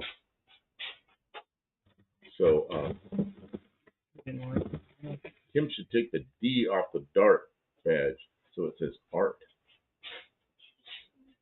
It's art. It's this bronze-colored art. Should just put an SH on there and make the sharp. The military pays pretty good when you get deployed to a war zone. Yeah, my son is he's special forces, Green Beret. So he gets jump pay and special forces pay and some extra pay, and none of that's big, but it little here, little there, it starts to add up. And then when he's in an area where there's conflict, he gets more. And yeah, let's see. Back to go. Ooh, love more torque. See, Pontiac, Buff, where's your son stationed? Right now, he is out processing to retire, and he is in here in this local area in Tennessee, and he's about done with it. He's been in 24 years. He'll be in 25 years, I guess, by the time he gets out. So he's but you can imagine special forces. he's an Arabic speaker. The special forces people have a language. So just imagine everywhere they speak Arabic, it would probably be unpleasant. That's where he goes. And maybe some places that are pleasant. There's some places he liked. He'd come back and go, yeah, that was good. That was a good assignment. One thing about when you get assigned in the military, like they call it a TDY, temporary duty, or PCS is permanent change of station. You get PCS somewhere, you might be there for the rest of your life. But you get TDYs, The longest is like 89 days or something. So when you get TDY'd somewhere, uh, you could be in some bad place. It really doesn't matter because you're almost done when you get there, you know. And if you get in a good place, yeah, you can enjoy it while you're there. I got sent to Hawaii several times, and that was great. And then you get sent somewhere that I got sent to Alaska once. I didn't want to go. It's like, well, it's only, and it was a short period of time. But I got there and it was pretty good. So I actually glad I went. But I always tried to go to New Zealand because if you went down there, and it was called Operation Deep Freeze. If you went to Operation Deep Freeze, they would guarantee you one ride down to the land on Antarctica, and you get out of the airplane, walk around. You could say you were there, and you come back. But you really went there as a mechanic to work on the airplanes in New Zealand. And I would have done that. Man, I signed up every year with no such luck. Patrick Sullivan said, "Hey, Kim, watch Lone Survivor tonight." Lone Survivor. What is that, Kim? Mark Survey in Ontario. There's the 407 ETR. 407 ETR Express Toll Road. It was a company in Spain that was collecting the tolls. I don't know why they did this. They did this all over the place. And pretty soon the tolls are just there to support they're not supporting the road, they're just supporting the people that are collecting the tolls. I don't know. The New Zealanders just made a rare winter flight to McMurdo to rescue some people. Oh, really? Wow. Huh? My dad was her dad was there in the Navy, and he had. I would never have been able to guess the name of the place, but when you say it, yeah. That's it. So my dad has pictures of himself with penguins in the article at McMurdo and stuff like that. So the New Zealanders went there. Yeah, it's winter there. When we used to go to, well, I didn't go, but when we used to have the sign-ups for it, for Operation Deep Freeze, you know, that's like January and February here. So it's summertime there. And, you know, they'd go resupply, you know, all the bases in Antarctica. And man, I always wanted to go, just didn't get to go. Barracuda, the FBI recently set up a base here. Really? The FBI? The FBI is supposed to be doing stuff internal in the U.S. I don't know. It's out of control. Bruce Gulchin, a friend of mine had special license plates that photo radar cannot read. He got tickets in the mail because his business name and phone number was in his back window. Man, there's somebody, I don't remember which state it was, they got a personalized license plate and they got the number null, Null. Well, so when the police put in null, or when the license plate readers pick up null, null in the computer means nothing. So he went for a long time without getting any tickets or tolls or anything. But then when he went to go re-register the plate, you know, pay his annual registration, they couldn't take any money because it said null, and they ended up, it was a big mess. He had to get the license plate changed. Let's see, Steve Edwards, how long did it take him to get the E9? He made E9 in about 20 years, something like that, 19 years, something like that. Maybe it was 18 years. I don't know. He's been in E9 for quite a while. Let's see, well, 25 years Special Forces. They do okay. He was in regular Army for the first 4 years, and then moved on. He went to what they call selection. He got through selection. Not many people make it through selection. Then he got through the thing called the Q course, which is 2 years. Not many people make it through the Q course. He got through that. Then 6 months of language, and then once you've got your language, you've got to go to the language lab all the time to keep the language up and to learn more. So, so he's really in special forces for 20 years, 21 years, something like that. Yeah, Fort Bragg. Yeah, he did it. He did a lot of training at Fort Bragg. They did that on the Mass Turnpike. Also, Spanish company loaned the state money, and they now control the tolls. They tried to do that in Pennsylvania. They voted it down that year, but I don't know. They probably by now they've taken the money.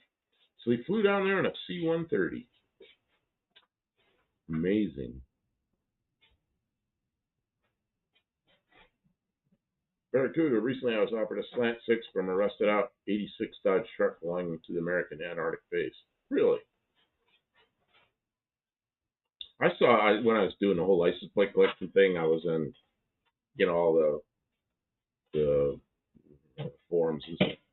Somebody had a license plate that had the number 1 on it, and that somebody had made it. It was on a Volkswagen Beetle in Antarctica, and so that picture was all over the internet for a while.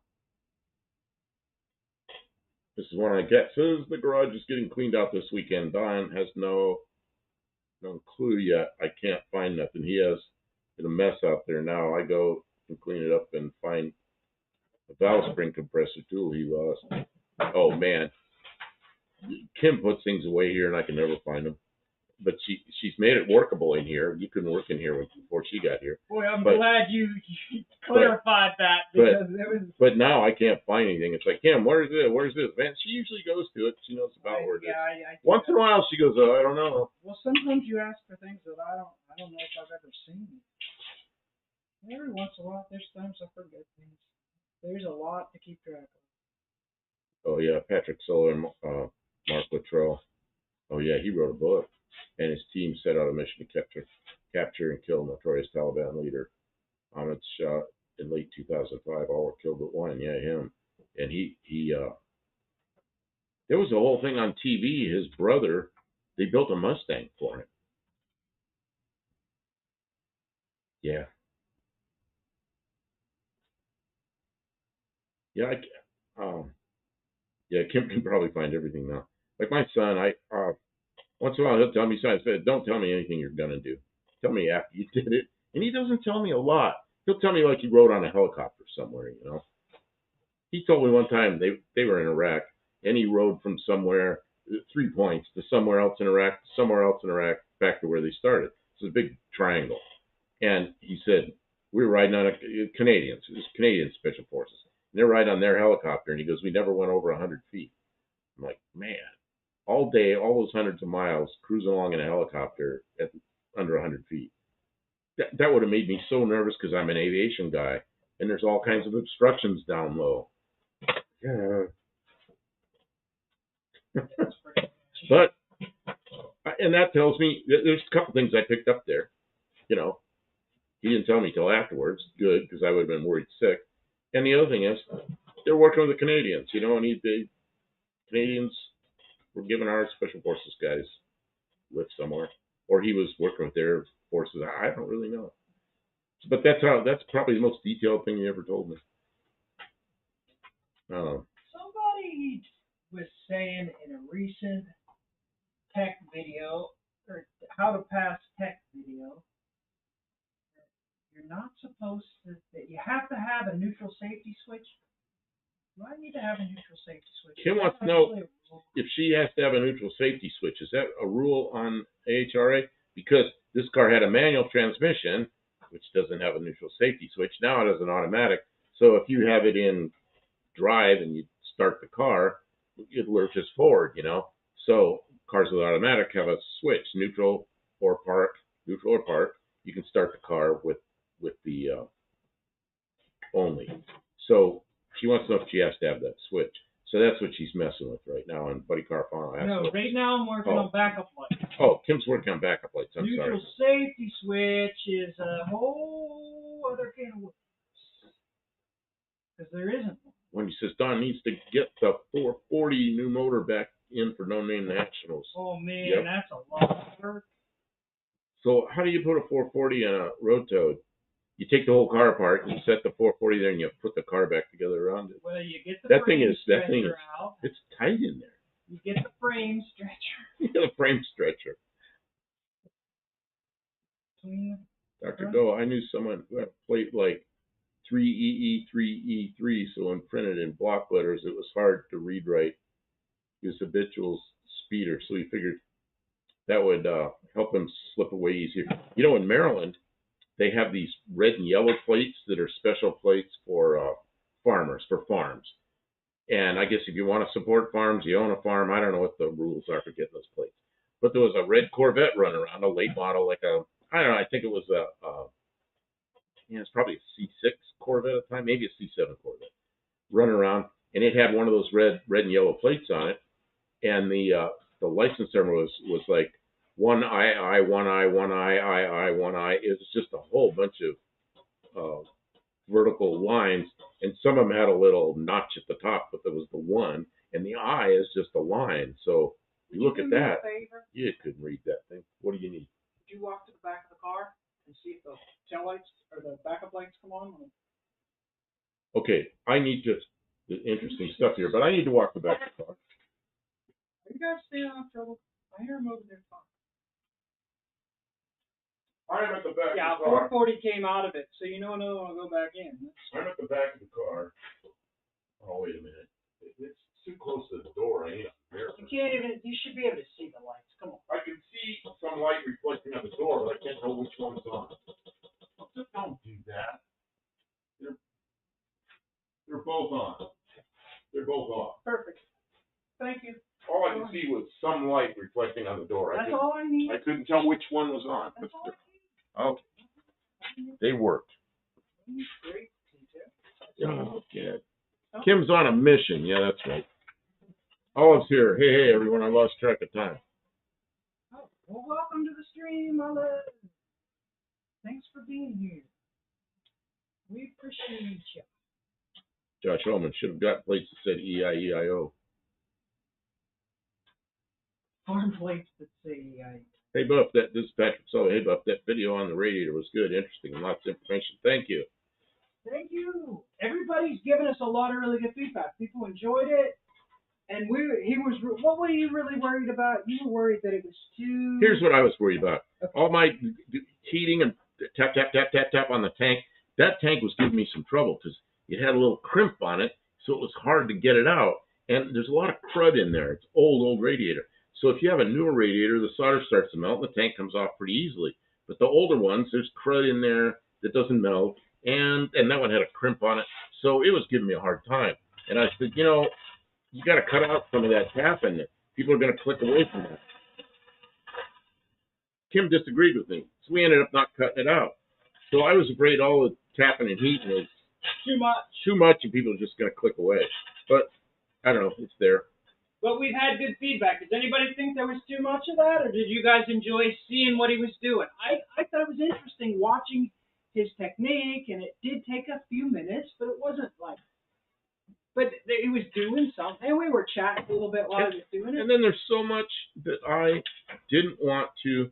Well, I wanted to, afterwards. I could have said this. I could have said this. Could have said this. Well, that would have made it something that people would have clicked out of because I would have gone too deep in the weeds. But I said don't hit the tank too hard because it bends it up. And I see a lot of old cars where the tanks are all bent up. It's from some radiator guy beating the hell out of the tank trying to get it off. You got to tap and be easy. You got to whack on it hard. You'll notice toward the end, I did whack on it hard. I hit on a filler neck. And you know why you hit the filler neck?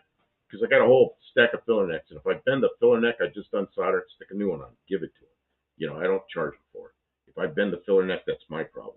So if you're going to bend something that's easy to replace. He really enjoyed making that video. It was something he's been asking me if we can make for a while. See, Tavo says, the guy I learned from never tapped the tank like you, but he used solder wick to soak up the solder and wiggle the tanks off by hand. Well, the problem with that is you can't soak up the solder because it's got paint and 50 years of crud in there. I don't know how you'd ever soak that up. You just tap on it, it just spits out. And when you get good at it, and I haven't done that in 40 years, and you get good at it, you go like this, and it's not an ancient radiator. You tap on it once or twice, and the tank goes chink, and it falls out like this. You tip it over, hit the other side, it pops right off. So I worked for a guy in a shop where he'd heat it up and take an air hose and blow the solder out. That guy'd work for an hour getting a tank off, and it's like, oh my God. And he's using natural gas, and it's like an old guy that probably learned to do that in 1910 or something. And it's like, oh my God, this is like watching a slow boat to China, So, and that's the first time I used that torch. That was a pretty good torch, but I don't think I'd. That was one of my plumbing torches. That's her plumbing torch. It was acetylene and air, which is, I'd never used that before here. And it's okay tearing down, but you could spread the heat. It'd be easy to spread too much heat. But a carpenter's is like to see you fix a radiator. You know, I got to get some flux and some solder and stuff. Yeah, that's a whole nother video. That's some expense, and I got to. We talked about. Well, no, it's not. We can put something together for cheap, but. Hold on, I need to buy the right flux. You can't use this flux we have here for electrical.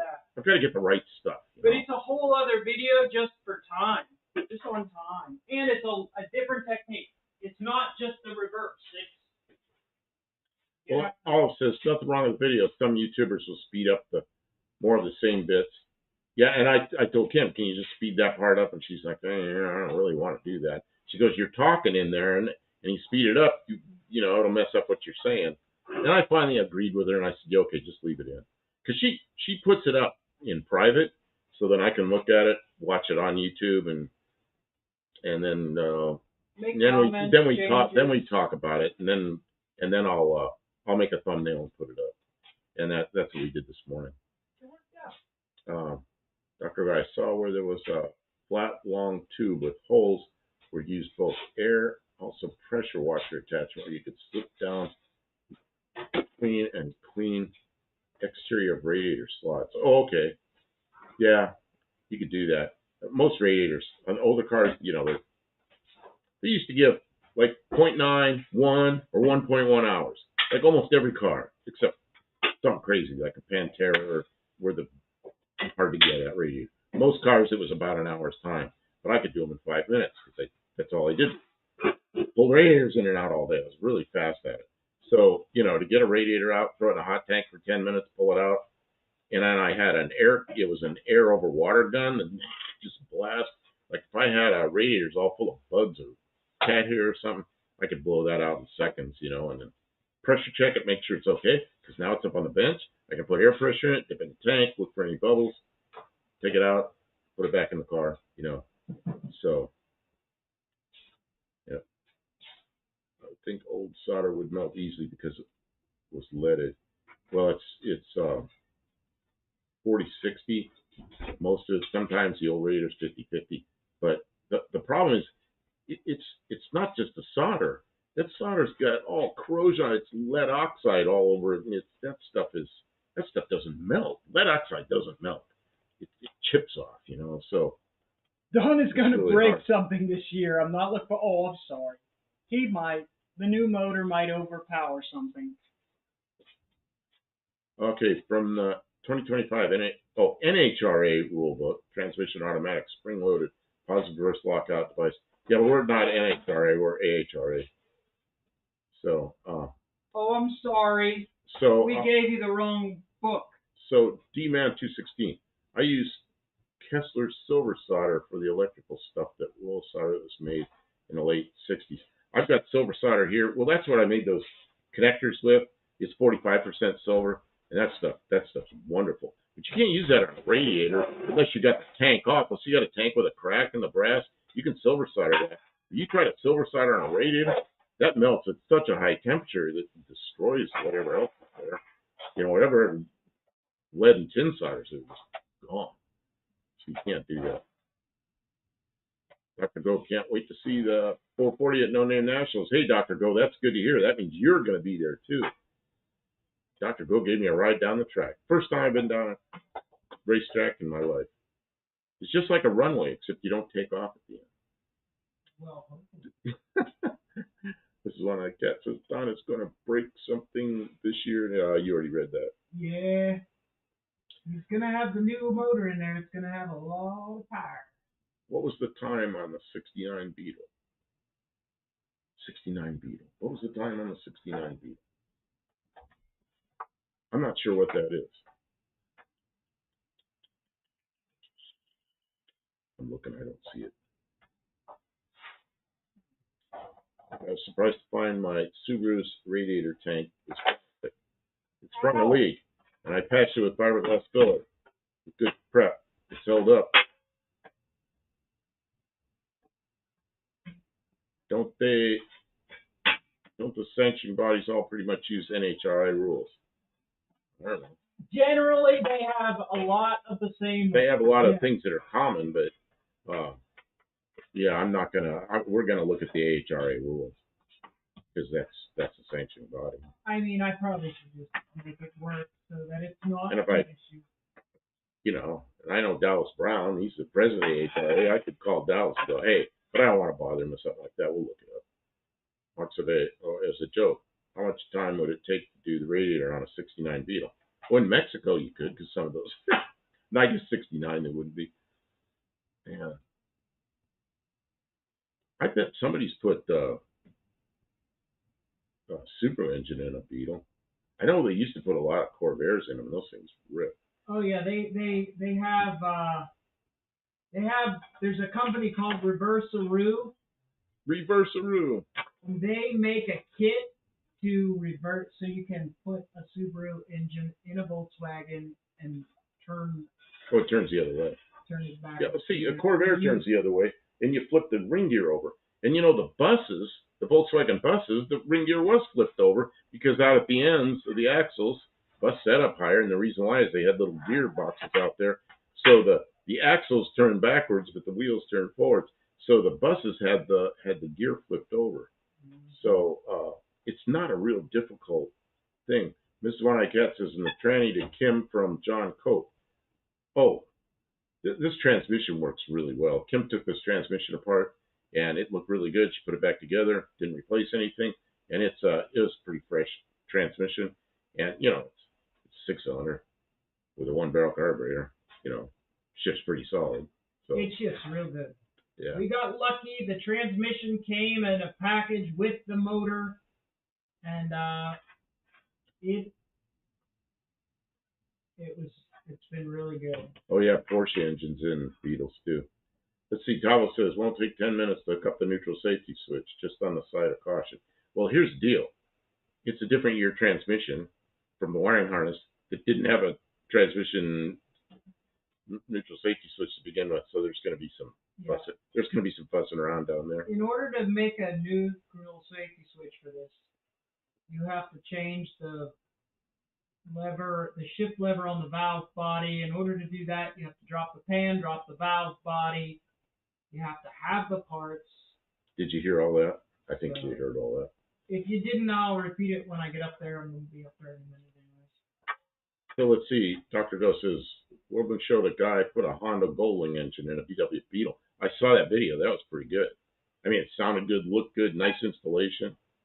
Nice guy. He talked to him about it. That was pretty good. I like when I find a car like that I want to do a little video on. I don't do it very often, but if there's somebody standing there by it and I can talk to them, I'll ask them, and make them part of the video if I can. But that doesn't happen very often. So, yeah, that's good. We can do it. Mark Survey, my buddy, has had a 73 Beetle since the 1980s. Customized it back then decided to change things up. Now it has a big block Chevy front mounted. Oh, I guess that's a change. That sounds like a whole new frame. Oh, man. Mark Survey, it must have had a mechanical stop on the column acting as a neutral safety switch. No, it had a 3-speed on the column. It was a manual transmission.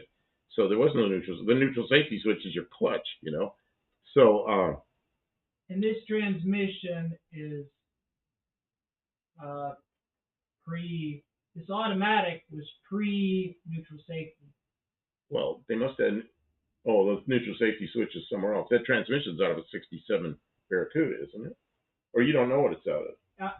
That or something older, perhaps. But something older. Yeah. So she's got to take the pan off and change a that newer lever or valve something. body with a different provision for the thing. So what she did is she used half of the H pattern up here on the column. She used half that to shift the automatic. The other half just not hooked anything. So her automatic is just like click, click, click, click, click, like this.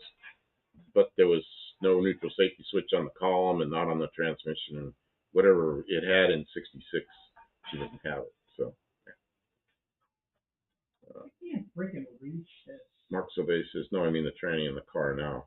Yeah, it's got she knows what to do. She's trying to figure out what to do that she can make something. Because to do it right, she's got to drop the pan and put a different lever in there.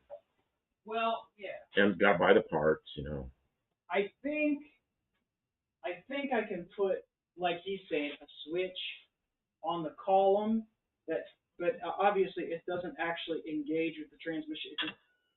It just reads the linkage. Oh, Miss One Eye Cat says no. Don got a rebuilt transmission from John Cope. Is what I meant to say. Oh, Oh, that's yeah. gonna be outstanding. The 440 was John Cope transmission in that car. Oh man. He's the man. He knows what he's doing. What's he got for rear end now? He had kind of a small rear end in this, didn't he?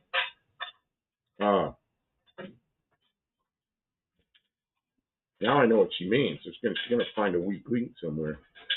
Stray Bullet says sometimes different associations use dominant. Wait a minute, doesn't he have a 7 1/4 rear end in that car? See, that's what I'm thinking. I thought it was a pretty small rear end. It's not going to make it through this season. So Stray Bullet says sometimes different associations use the dominant sanctioning body's previous yearbook word for word. They do that to avoid copyright infringement. Yeah, I don't know. I don't think Dallas did that, but no, Dallas wrote his own, and he just Dallas Brown is the president of the HRA. You probably all know him because he does a Wednesday night live with Shane Polito. You know, what's he go by? Professor P. So they do their live on Wednesday nights. But I think Dallas Brown and Professor P mostly wrote the rule book. Oh, I don't know. If that's... Well, and it may be a modification of the HR or the NHR rules. I don't know. I mean, they're aware of what. Oh, they're aware of all those sanctioned bodies. Yeah, of course. Tell us this, maybe a small lever type switch on the column hits when in park. Yeah, I think that's kind of what she's thinking of, something like that. Dr. Ghost says in high school back in the 70s, kids stripped the frame of a tiny Honda Civic that originally had 12-inch wheels and put a 454 in it with big slicks and drag raced it at US 30 drag strip in Indiana. Wow. Dr. Cruz says, Tavo, about 15 years ago, I needed a new neutral safety switch for my BW35. It was hard to find. I felt like I got a hold of the last one in New Zealand. Like you said about the... When I was in the aircraft business, we had so many customers in New Zealand, and we had such a good deal there. I used to overnight parts to New Zealand because we took care of it because they bought so many airplanes, and things wouldn't get there overnight. It'd be about a day and a half, but that's how much we care about our customers in New Zealand. Hippilon says use bicycle brakes stuff. Yeah, I told him she just lowered the car. Now she's racing again. I think she's using a different jack point.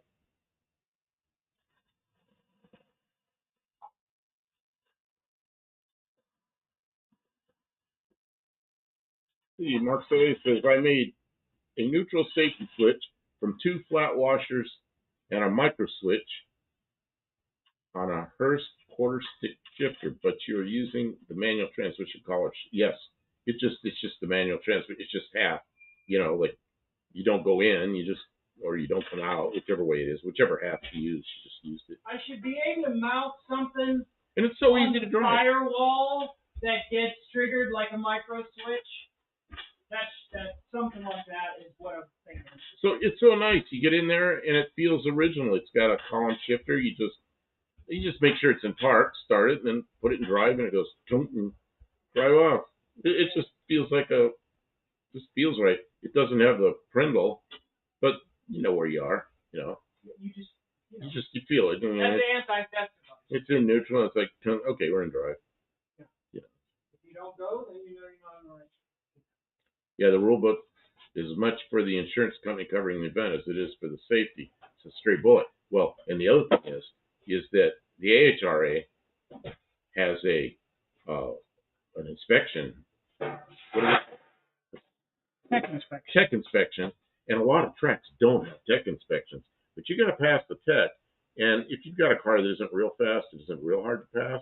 You start getting the faster cars.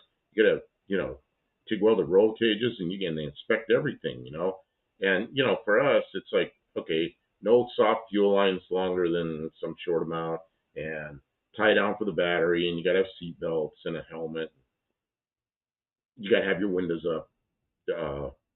There's some tech you have to pass, but it's not real hard. I You mean, know. the intent of the AHR rulebook is not to keep people out. It's to make sure people know how to get in, right? If I tell you what you need and then you don't pass tech, I told you, right? And I know that Dallas Brown would be very upset if they were using tech to keep people out intentionally. Oh yeah, they just want the car safe. You know. Well, the cars have to be safe, so there has to be you have to follow rules. You know, when you've got cars going that fast, you can't just be willy nilly. You're not a sanctioning body if you don't make rules that make sense. So Mark Silve says you want to make it a that only works in park or neutral in park. See, that reminds me, 56 Ford, 19, and I don't know what year Ford quit doing this. And I had a lot of cars back there, so I don't remember. But you had to put the car in neutral to start it with an automatic. It was actually a neutral safety switch. Oh. You could not start the car in park. And Oh, I don't know if that's an issue. somewhere along, I don't know, late 50s, early 60s, Ford, you could start it in either position. I don't remember what year that happened, but I know my 64 Ford and 62 Fords, you could start them in park. 61 Ford, I could start it in park. And I don't remember about the others. So uh, I'm sure it's if it starts in park only, they'd be happy with that. I'm sure. You know. Dr. Go, be careful driving on the streets of Chicago tomorrow. Um, Mark, I was planning to make it so it'll only start in park, but it's called a neutral safety switch. I don't think they're going to be that particular. Well, As long you as know it what? has one, I think we'll be okay. When you're in park, you're also in neutral. Yeah, neutral. You're in park. You're in neutral with a parking pole. Yeah, but Or you're in neutral without a parking pole in neutral, right? yeah, but the switch that I was planning to set together doesn't just make it that it starts in neutral. Yeah, but I guess yeah, and then I could just take it back off when we're done at the track. It only has to be working. Is the clutch pedal still in there? Yeah. Put a spring on it. Put a switch on that, and you got to push the clutch in to start it. That would work. But it wouldn't be in neutral. Oh, okay. Then it's just you can still start it in the wrong thing. Yeah, you're right. Yeah, that's just silliness. But you could get in and go, oh, you have to push the clutch in to start it. And the guy doing the tech inspection Park go, and neutral and drive and reverse. Yeah, that's how the car is right now. It'll crank. It doesn't know what position it's in. It'll crank. Most of Georgia, they don't care. You know, all the tracks around here that I went to with Tony, UTG, They don't even do tech. never a tech inspection.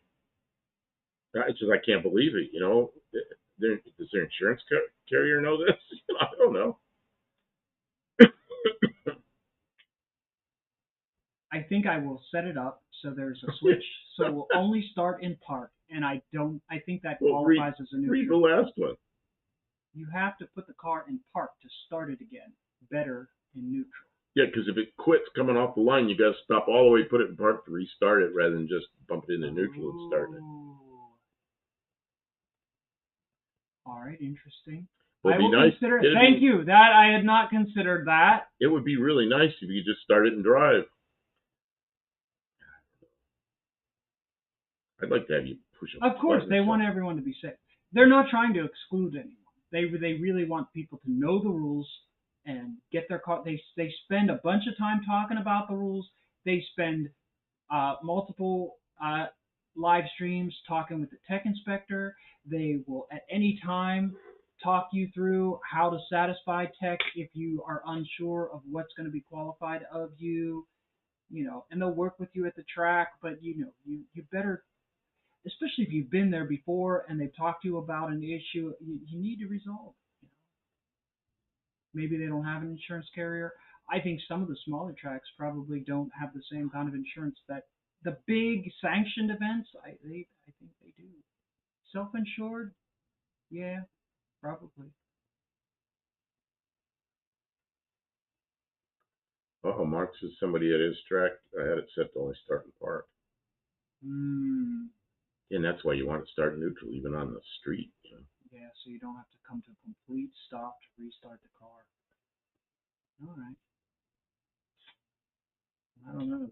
I think if I stall it mid track, it's not gonna matter. Like I've already lost the race. If I have to stop all the way, but I do hear what you're saying, and I'm going to see what I can do. What's this? It makes it more complicated. Barracuda says, I think Kiwi got 2 broken knees because of a faulty neutral safety switch on a Mustang. What happened? What happened there? What is he doing? Starting it from under the hood and it took off or something? I had a friend that did that with he had a 4-wheel drive Ford truck in his shop. He had 2 of them in there, one behind him, one in front of him. And he was leaning over there and he was remote starting the engine, and the truck started. It was in gear and it smashed him between the 2 trucks. And then the trucks, the one in the back was in park, so it was pushing it hard enough. It was skidding the wheels and it crushed his toolbox. Well, he got crushed between the 2 of them, and he called. I was at home. We were headed out the door, and the phone rang. It was back in the day. The phone was bolted to the wall. We were headed out the door, and the phone rang, and I went, and I went around and I picked the phone up. It was a guy named Jeff that was in the shop next door to my radiator shop, and Jeff goes, "I just got run over by a truck. Come down there and help me." Man, we were down there as fast as I could go, and his whole man. I had a girlfriend there at the time, and she was there, and he pulled up his shirt, and he's just like a bruise this big already after a minute or two, and he pulled his pants down, and one leg was giant bruise, and he always had beer in the refrigerator, and she went over to the refrigerator and grabbed all the beer she could and goes, "Hold this," and she's putting all these cold cans of beer on it. I called an ambulance. He goes, "Don't call an ambulance." "No, I don't have any money." I said, "You're going to the hospital." And so he went to the hospital. Then we went and got his wife, and took her to the hospital to see him, and he was in the hospital for a couple of days. I guess he was okay, but not good. Like Steve Austin, titanium knees. And yeah, anytime Kim comes up here and works alone sometimes, I go, "Man, just remember you're in a shop by yourself. Really think,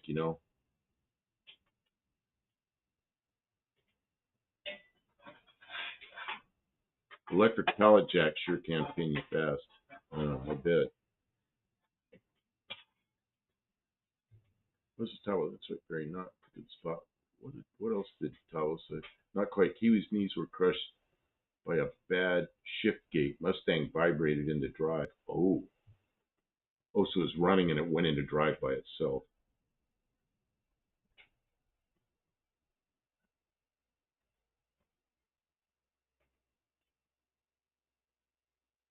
Dr. Go says, I saw a license plate that's okay. I need help reading this. H8 to lose. Oh, hate to lose. I get it. Parts of I worked at a Nissan dealer. The transmission tech was testing a vehicle after he rebuilt the trans. He plowed himself into a fence after giving it gas while standing in front of it. Oh, man. Last day he worked as a trans tech. Ow! Stray Bullet Model T Fords used to run people over when they were hand cranked to start them. Yeah, my father grew up with that. They had hand cranks, when he was a kid. My dad's first new car, he was, let's see, how old would he have been? He would have been, he would have been 27 years old. He bought it was just before I was born. He bought a brand new 53 Ford with a flathead and a 3-speed on the column. Oh, it was better than that. It was a 3-speed on the column with overdrive. Had the overdrive option.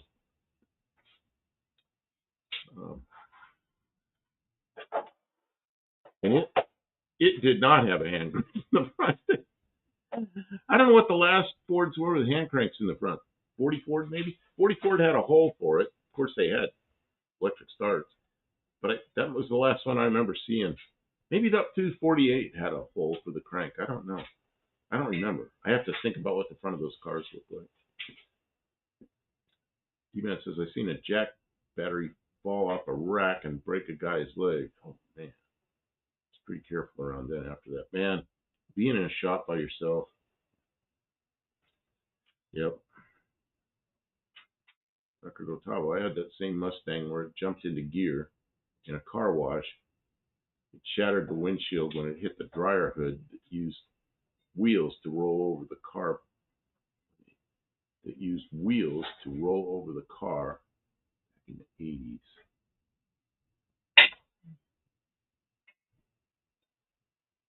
Oh, that kind of thing. I haven't seen one of those in ages. The dryer thing. Kim, what you doing? This switch on the transmission has a little. I thought it was like for a spade connector, but it's not. It's like a little nut that holds the wire on. So I had to change the spade connector out, and I had to get the nut loose. It's tight on there. I got it off now. Now I got. Thomas's BMC cars had crank handles well into the 60s, as well as backup to the starter. Oh, as a backup to the starter. Craig May says all English cars came with a hand crank into the 70s. Wow, I didn't know that. 70? What about a Jaguar? Jaguar up there trying to turn that overhead cam 6-cylinder around, or a V12.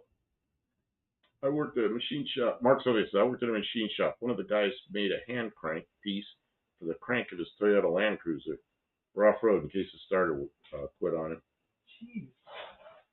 Wouldn't that break your arm? Dean Stevenson says because LE. I'm not sure what that is. Okay, I have many.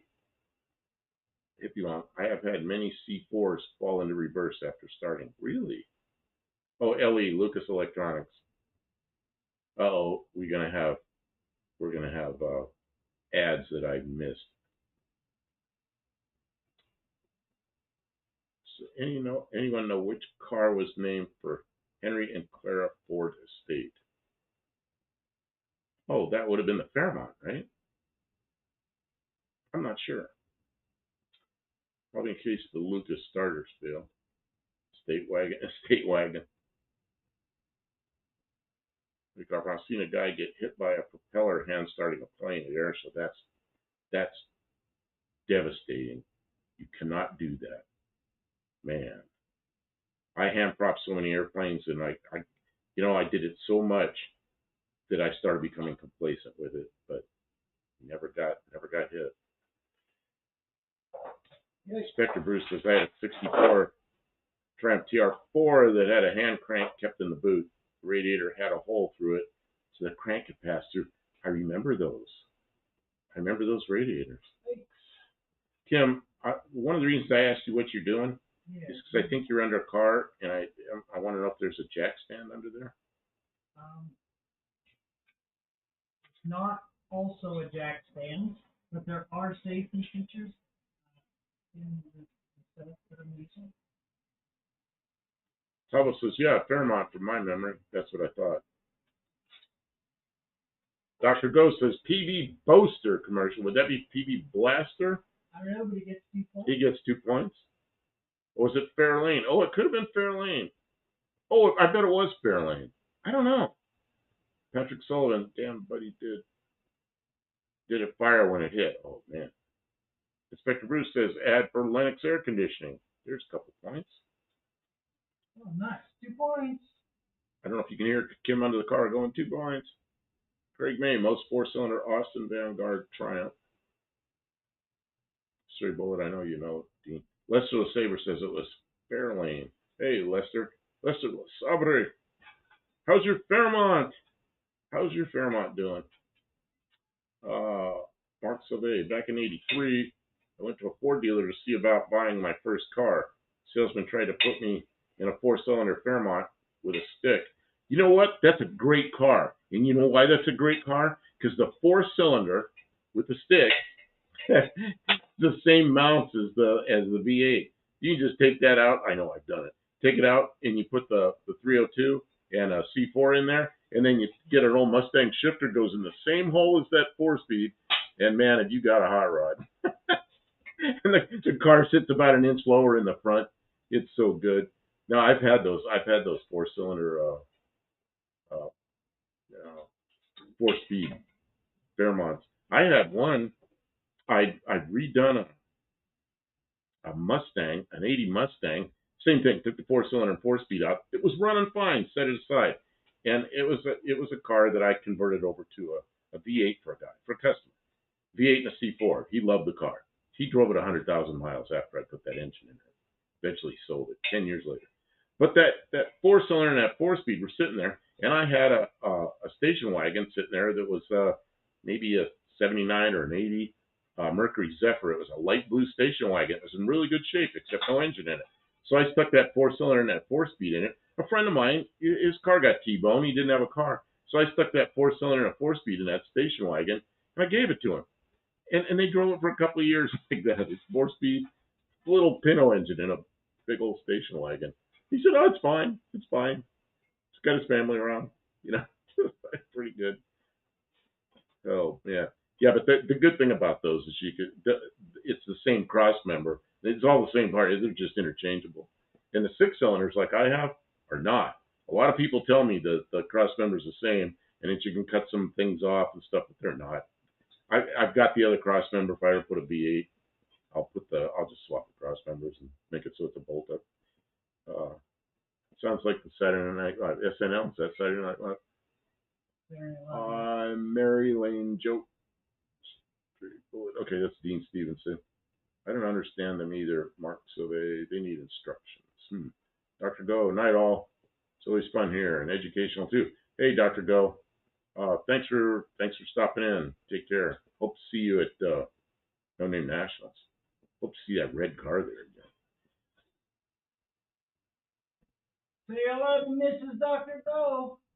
Yeah, and Kim under the cars yelling, "Say hello to Mrs. Go." All right. Oh, one of my cats here. I was at work about 2 months ago trying to bring out freight to bring it. I think that's it. I don't know. And it fell on my left arm, inner, and I still have trouble with it. I'm not sure what that is. There's some, I don't know. I'm trying to understand what you wrote there, but I guess you got hurt. Dean Stevenson, no, or Mark Silve says, Dean Stevenson, no, I don't see ads on YouTube. It has to do with the browser I use. Well, are you a premium member? If you're a premium member, you're paying us anyway. So we get some small amount. If you're not a premium member, you get some other ad blocker. Yeah, you're cheating the system. Good job. Dean Stevenson says Ford Probe was a Fairlane like joke too. That's to say we're buff sidetracked on house projects in Grand Marquis. Oh yeah, your Grand Marquis air conditioning. Then I'll get back to the Fairmont. Oh, I know how that is, man. That Kim was really getting discouraged like last week because we had all these projects and nothing running, and then in one day it's like we got a couple parts, we got this and got that, 3 cars running like in one day, and she's in a pretty good mood. Yeah, and we got the air conditioner going. Got air conditioning going on 2 cars. We took a nice little joyride in your car for a little bit. Yep, we went places in 2 different cars with air conditioning. That really helps. Upside track. Okay, I already read that. Later, Patrick. Later, Doc. Dean Stevenson. Oh well, I'm pleased you don't have specific learning disorder like me. Man.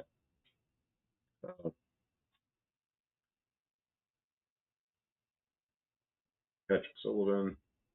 Here. Let's see. How you doing? Tommy Hanlon's here. Hey, how you doing? Welcome, Tommy Hanlon. Isn't Tommy Hanlon been here the whole time? I don't think so. He's in. He's been here for a while. He's in Ireland, Dublin, Ireland. I know, but I swear I saw his name in hours. Well, it's pretty early morning there. See, what is it? 5 in the morning there? 5:12 maybe, something like that. I think you're in Zulu time. What as pilots would call Zulu time, Greenwich Mean Time or something. Dr. Go, take care when I cat and Kim. I will say hi to Mrs. Go. Thank you. Mark Survey. Nope, not premium. I used Brave, which I assume is a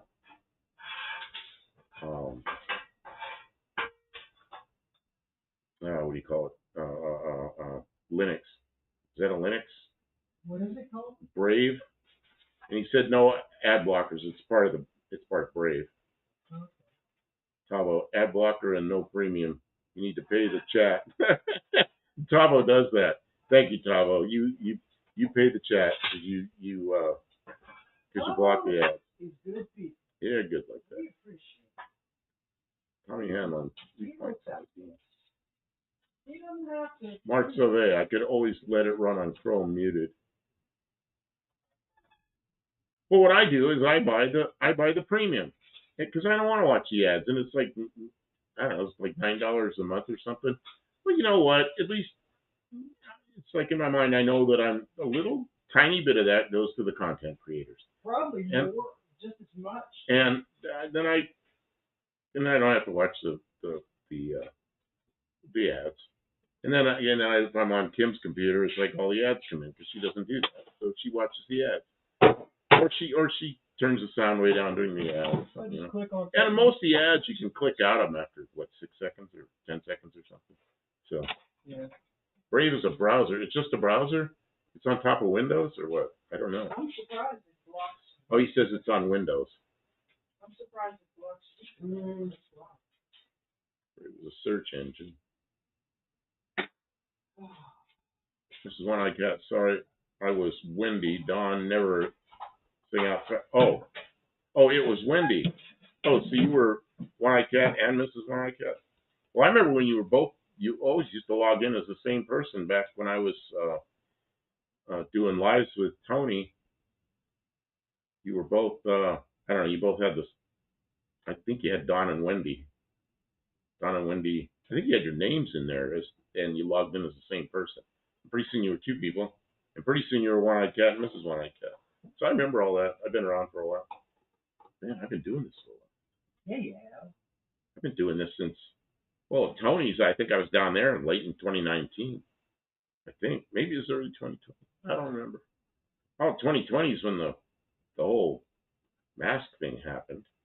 So I think I was there in 2019, 2020. I don't remember. Did it for a year and a half. Barracuda on the corner of the building and was stopped by the front cross member. Corner of the building was stopped. Oh, okay, I see. Dean Stevenson says 1714 here in New Zealand. 1714. That'd be like 5:15 in the afternoon.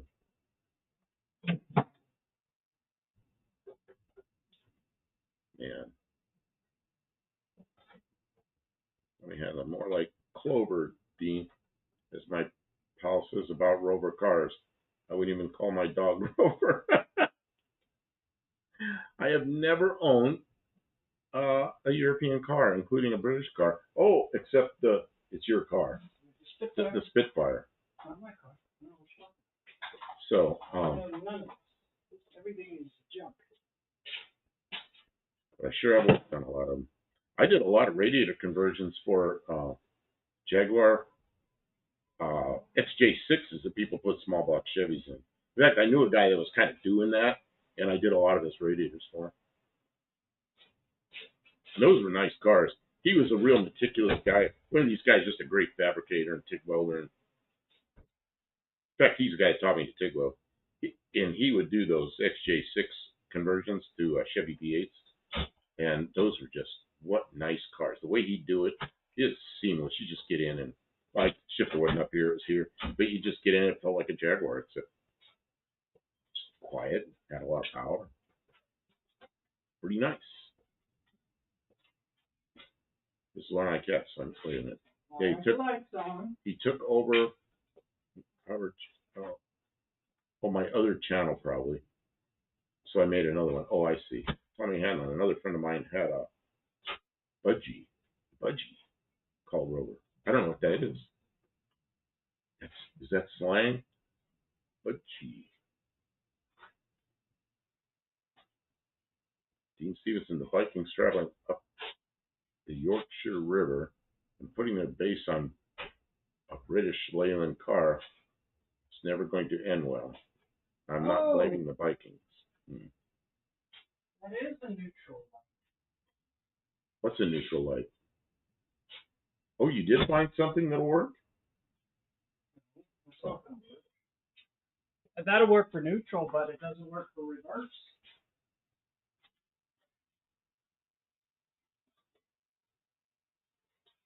Mark Survey, okay, so answer me this. Do you know if those XJ6s have a transmission that made it to the small block Chevy? No. His had turbo 350s or turbo 400s in them. Well, okay. That changes things.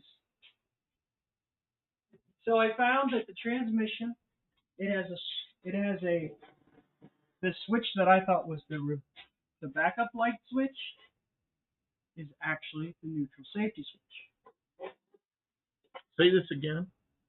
I'm still reading. I'm sorry. The switch on the transmission that I thought was for the backup lights is actually the neutral safety switch. So I have a solution for neutral safety, but I don't have a solution for reverse. I have a suggestion. Use not a momentary switch, but a time switch. One that goes tick, tick, tick, tick, tick, tick, tick. And because I used to have a switch and I'd forget to turn it off because I was an idiot. Then I'd be running around my backup lights on, the police would stop me. So if you had a time switch, then if you don't turn it off, it only goes like 6 seconds or something and it shuts off. Or 10 seconds, 15 seconds, whatever you want. Of course, then you got to buy a switch. Wait a minute, though. Well, what did Chrysler use? I don't know. Well, they used something on the manual transmission. Maybe it was something in the column for reverse? Yeah, what did Chrysler use? They make a toggle for reverse. Yeah, I did that on my Pinto wagon, my last Pinto little van. I had a toggle switch because I changed the lights all around in the back. Because I like the amber turn signals and the red stoplights and all that. So I had to rewire everything, and then my backup lights didn't work. So I just put a switch on it. But I forget to turn them off, and then then I see the red and blue lights behind me. Mark, as far as we know, it's a 904 automatic from 1967. That's what we believe it to be. There's numbers on there we could look, but basically it only has the switch for neutral. Doesn't have the two prong. See what Tavo says there.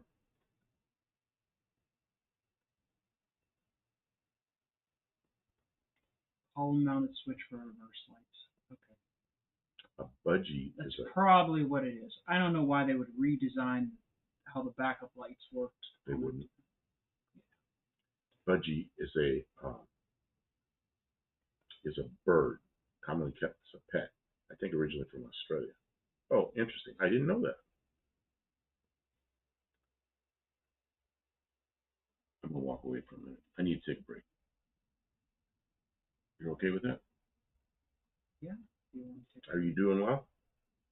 Yeah. Or are you wearing out? You've had a long day. You got up early, and you went to a meeting, and you had a long day. We're still here going. Tavo, it's a single pin. There's not a 3-phase switch.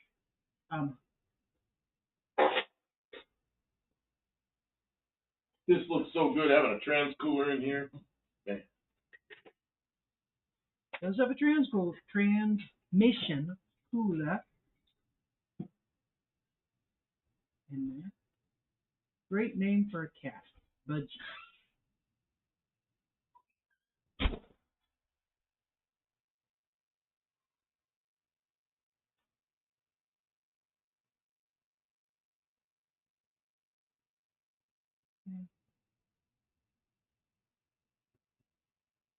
Yeah, and I'm sure that's what it is, Tavo, because when I have the key on and it's in park, the backup lights came on, and when I put it in neutral, the backup lights come on.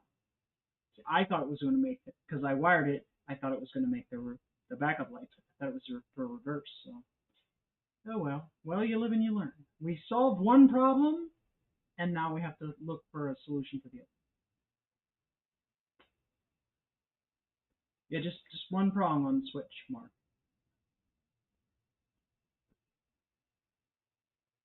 They had a song called Bread Fan. Um, yeah, I don't know. I don't know what I'm gonna do about the backup light. I'm not too worried. I could put it on toggle, and that'd be fine. And like you said, yeah, you don't want to forget.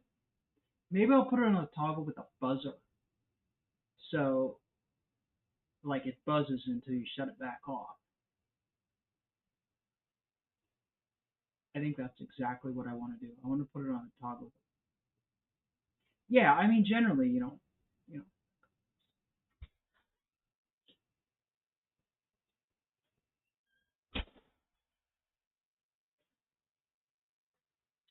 easiest solution, put it back to the way it was intended. What? Put the three-speed manual transmission back in it? No, no, I'm not going to do that. Do that to make your backup lights work. Yeah, yeah, that's what they want. She didn't like that transmission lock. Yeah, no synchro on the first gear. Plus, the flywheel needed surfaced, and it was showing cracks, so probably needed a new flywheel. The pressure plate was cooked from because it had been leaking oil out the back and contaminating the clutch. So the pressure plate's cooked. The throw out bearing, you were like, gotta replace it. I'm like, well, it's kind of okay. You're like, don't be stupid, replace it. You don't want to have to pull that transmission. You got it in your hand. And then the bearings in that transmission were cooked. It had a lot of miles on it, so.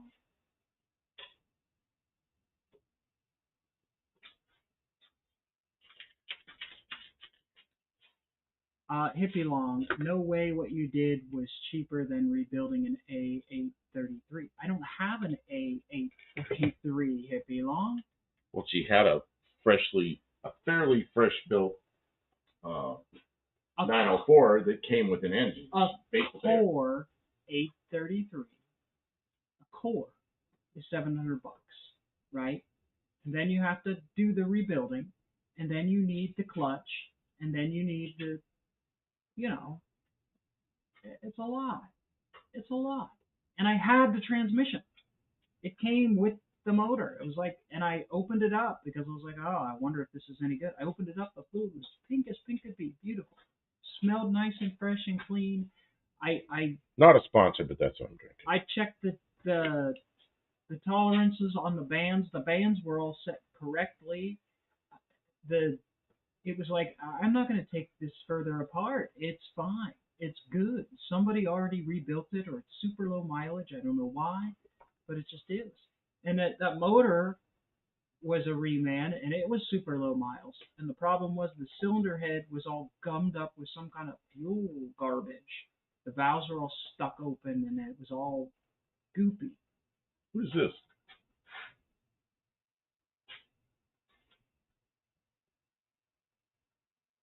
Um, Tell Kim she needs to put eyes on that thing behind you. It looks like a hat. Oh, is that this thing? This white thing? That white thing? That is a light. That is a dish pan Eyelash. that has a light in it that we use for lighting. Is the light on? No. Do you have? You're using two chairs and I'm not using one. Well, you were leaving. You want it back? Yeah. Can I have my chair back? That's what I'm asking. Can I have my chair back? Right. I agree with Tavo. I was talking about maybe a buzzer, but Tavo's the same. Put it on a toggle switch and put an annoying light so that it'll be, if I'm turning the backup lights on, it'll be because it's dark.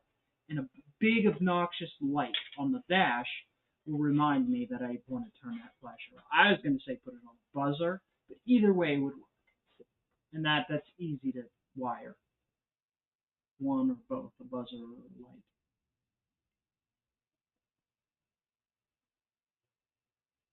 Well, the dart's pretty nice. It's got the shifter up on the column and it's kind of stock feeling.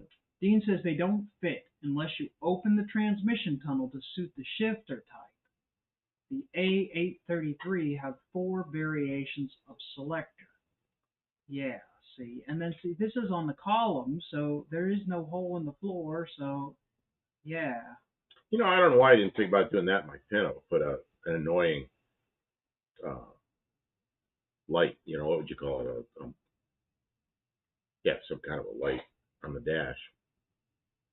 I don't know why I didn't think of that. But I got stopped a couple of times because I'd be busy and backing up and everything, and I'd forget. I'd drive off with backup lights on. But you know what? I had amber turn signals in the back, and no Pinto had that.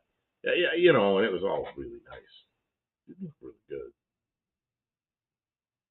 And I did it all in the bezels. Get one of those big shift lights. That's right. I'll hook it up to the shift light on the tachometer. And yeah, that's an excellent solution. And backup lights are not required on race cars, so I'll pass text, so it doesn't even matter. But I want them just because, like, in a parking lot, it signals to people that you're backing up. There's plenty of lights in our parking lots, but if your lights are not on, people don't know you're backing up. And if for some reason there was a cop behind you and you were backing up and there was no lights, you're getting pulled over, and I Straight bullet. Does anyone remember when Pennzoil had Z7 in it? I do remember that. But now I could buy Pennzoil, and my Z7 would have Pennzoil in it. Yeah. All right, you guys are fun. Thanks for being here. How are you feeling? You get worn out? No, I'm okay.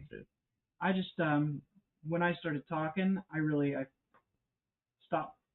I stopped working on the minutia, and we started talking about ideas. There's a light on the dash that says reverse.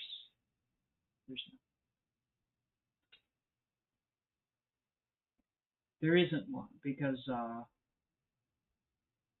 or you have to put anti-forward. No, we're not going there. there's no light on the dash that says reverse on our. Is there a light on the dash that says reverse? I don't think so. That dash is so dim, and that dash needs work. You got some things working. Oh, Buddy Carpano, what year did reverse lights come standard on all cars? I don't know. The 56 Ford we had just had stainless steel things, and where the backup lights went, and backup lights were an option. And some of them had it, but most of them didn't. I don't have a buzzer. I don't know. I don't know. I would like a buzzer. We have an Ugo horn. Maybe a little bit too much. Ooga. The whole time you're backing up. It doesn't delay. If you wire a Ugo horn, it just goes. It never stops going. You know what? People would get out of your way. They know you're backing up. Gene Stevenson said Z7. No way. That's Z7 in your oil. Somehow I do remember a car with a reverse light, like in the dash or on the somewhere, but I can't remember what it was. Do you remember ever seeing a car light up in reverse, like a light that said reverse? No. I swear it had. Oh, there could have been. You remember a car called an MGA? It was before the MGBs. It was a British car. It had kind of a sloped hood, 2-seat sports car, And I had a friend that had an MGA, and the turn signals on that were on a knob, and you turned the knob, and the turn signals would go. And that knob would go click, click, click, click, click, click, click, click, click, and it'd go back and it'd shut off. It wasn't a trigger thing on the steering column. It was just a timer. And sometimes if you sit in a red light, you'd have to turn it again and again. But normally you just turn it once and it just time out. But I bet there's some kind of switch like that. I don't know. Maybe you don't want to do it. Bruce says 67. He's probably talking about reverse lights. 67 in West Germany. Oh, no. He's got 67. He's talking about backup lights. Yeah. No, I don't know. See, this is a 66, and it has it. That doesn't mean it wasn't an option. But I think they all had them by then. This had them, but that doesn't mean it was required and they all had them. It might have been standard equipment on this car. Lewis says 66 for reverse lights. Yep, could have been. I remember a lot of cars had little stainless thing that looked like a But I tail can't light. award you points because, you know, we don't know. But Google. Buddy knows that Google says it's 66. I'll give you 1 point because I don't know if it's the right answer. I just know it's Google's answer. G-Man says, I loved MGBs. Me too. And you know, I'm a weirdo because I like the ones from what, 77 or 78 on, the one with the big rubber bumper. And the reason I like those is because they also had a different dash. And I think the dash on those late model MGBs was great. And my former mother-in-law had one, and I drove it around quite a bit. And I really liked that car. Oh, that's right. Josh Hellman says, steal the backup alert from a piece of construction equipment. Beep, With that beeping thing, people will know I'm backing up. And you know you and want to I turn it will off. know the switch is on. You'll know you want to turn it off. And if it doesn't make that noise, I'll know something's wrong. So it's good all around. If it's AI, it's wrong. No, AI is correct just often enough that they can argue that it's useful. Yeah, it's 15% right. Like sometimes it's right. Sometimes it's right. Heavy Long, didn't Europe have semaphores? So, you know what the semaphores are? Those little things that The little pop-outs that pop out the side of the car. And Alice says she liked the MGB GTs. I didn't really especially like those. They were okay. I mean, I like cars that are enclosed better. But the MGA, I like to put the top down and drive it around. It's a small car.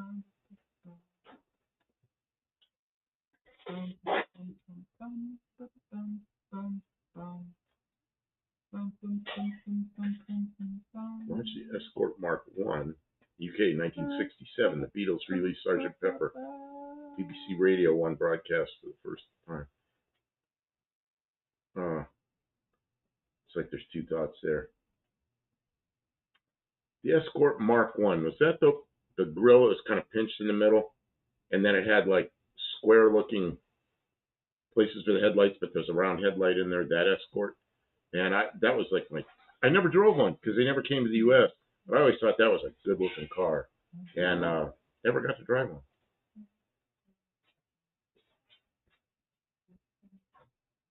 My grandpa's car had reversing lights on that model. Mark Sauvé. So, Truck Light makes these 3/4 inch LED lights, grommet mounted, different colors. Not too expensive either. 33050R is a part number. I remember for a red one. Truck Light. How are we going to remember that? I know how we're going to remember that. I'm going to take a picture of the chat. That's how I remember stuff. Important stuff that comes on the chat. But how do you know to remember to look at the picture? Well, because I know I took the picture and I just have to go back and look. So if you forget, it's not helpful. But if you remember, you can use it to remember what you got. I got it. Okay, I got it. Can be used as a reverse light. All right, so let's see. What we need.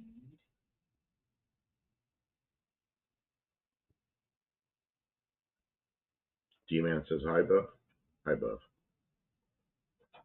Hippie Long, I'll quick scroll. They're showing scrolls. Because I do that occasionally. I'll grab a picture off the chat and then go back later and look up something. And I've done that many times. Paul says, I have sun sensitivity on a lot of hair. Roadster isn't ideal when you could have better daily. You know, I don't really like convertibles very much. I had a 66 Mustang convertible for a while. Always drove with the top down. I was in Central California. So, you know, weather was nice. I had the top up one time because it was drizzling rain. I drove that car one time with the top up.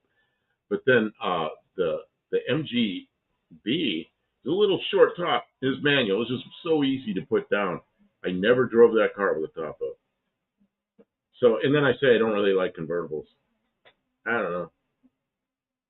I guess I don't feel real secure parking a convertible somewhere.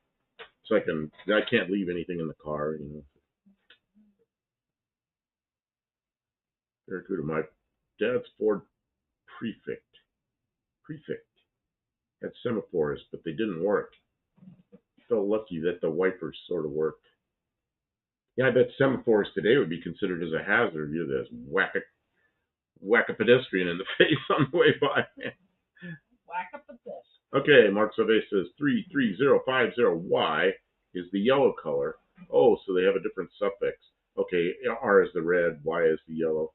I get it. Oh, it says, yeah, I almost always have the windows open, but I need shade. Yeah, now we're running around the windows closed because we got air conditioning. Man, I had to go pay a bill on the other side of town. I guess I could have paid it over the phone or something, but I really I needed an excuse to drive my car. So it was about a half-hour drive over there. And drove all the way over and back with the air conditioning on. And car worked perfectly, drove nice. It's been so long since I had a car like that. It was just drove well, you know. It's been what, 11 months? 11 months since the what was that car? The Mazda. I'm starting to forget it. Since the Mazda went away. Since the incident. Since the incident. So I have a nice car to drive now.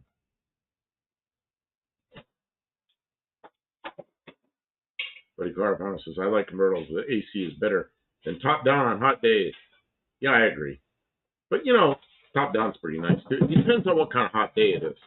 Like in Hawaii, it's like hot day is like, what, 80, maybe 90. Yeah, but sometimes when it's hot here, it rains. And it's that nice breeze. It's just, warm days there are okay.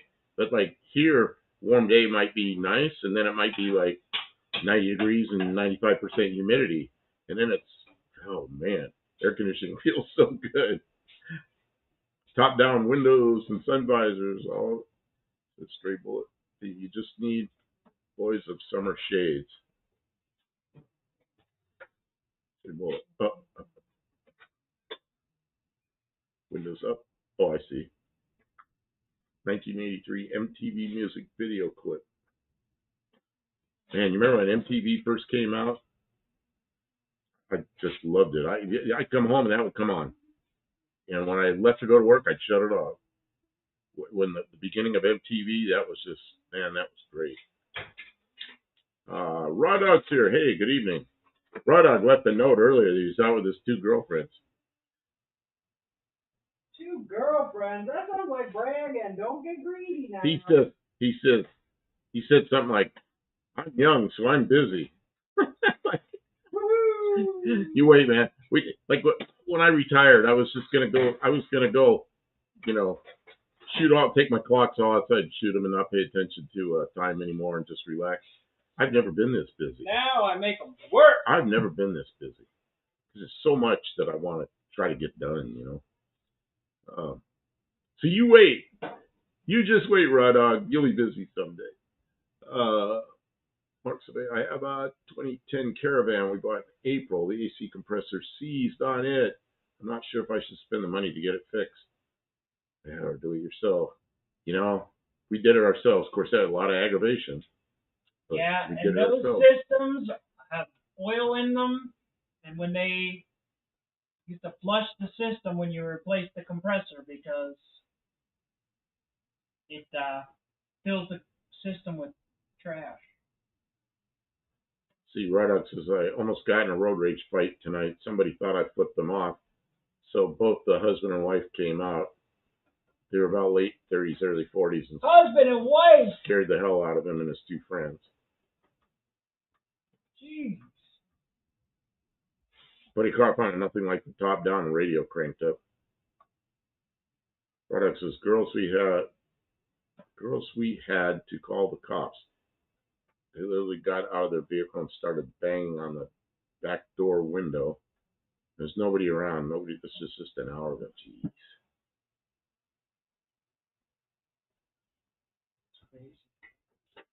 People are stressed.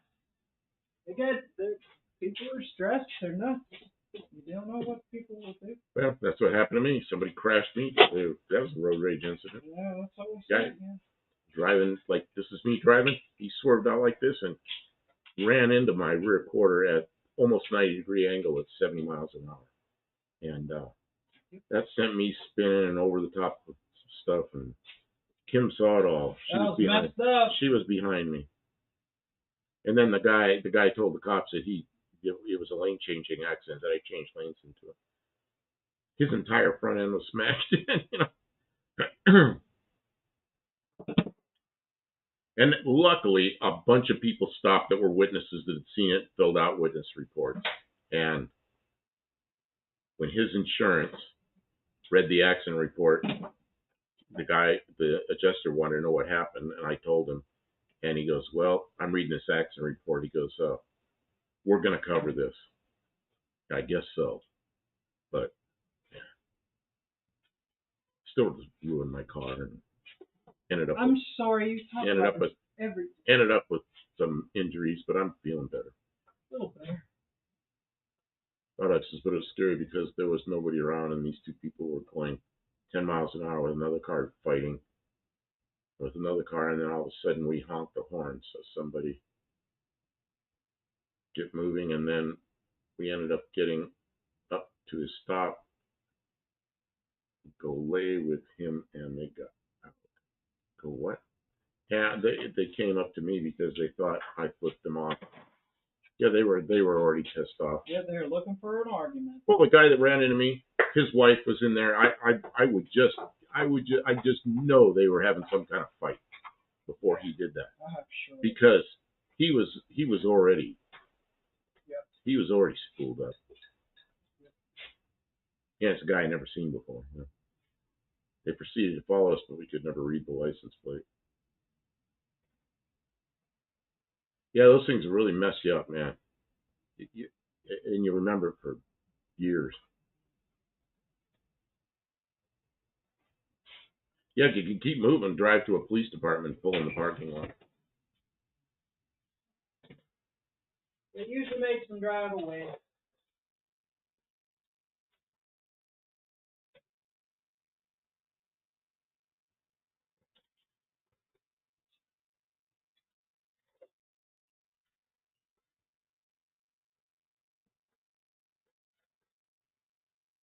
Oh yeah, they were screaming, and they were both screaming out the window even before they had an incident with us. Yeah, okay. They were already spooled up. They're out looking for a fight. They're out looking for a fight. You got in the wrong place at the wrong time.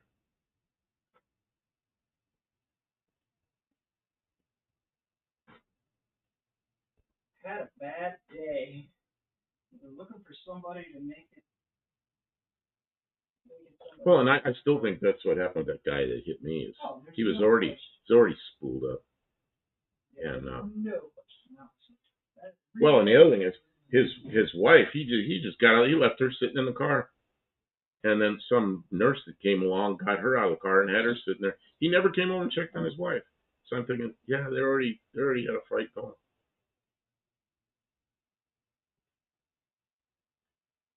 But at 11 o'clock at night, they're definitely on something or drunk. They're messed up. Okay, now, right up. You tend to do stuff like that. Give him a hard time. Well, he says they're drunk or they're messed up on something. Yeah, well, don't get messed up on something. You know, like me, I like wine, I like mixed drinks, I like beer. And you know what? I drink like this much because I don't like what it does to me, because I lose control of my sensibilities, you know. And I don't like that. I don't like to be like that. So I just at home. Yeah, and at home I don't even like. Kim bought me a bottle of wine and I drank a little of it, but it's mostly sitting there. If you're gonna drink, I do the driving because I don't drink. That's the simple way to handle it. Safe, sane, and sensible way to handle it. Don't get into a situation where Shea Bullet says this is exactly the reason that I have become an early morning, get up before sunrise and get things done kind of person. Yeah, there's a lot to be said for that. Like this, my roomie had an Indian kid, not Feather. Plow him. Oh, okay, so from India.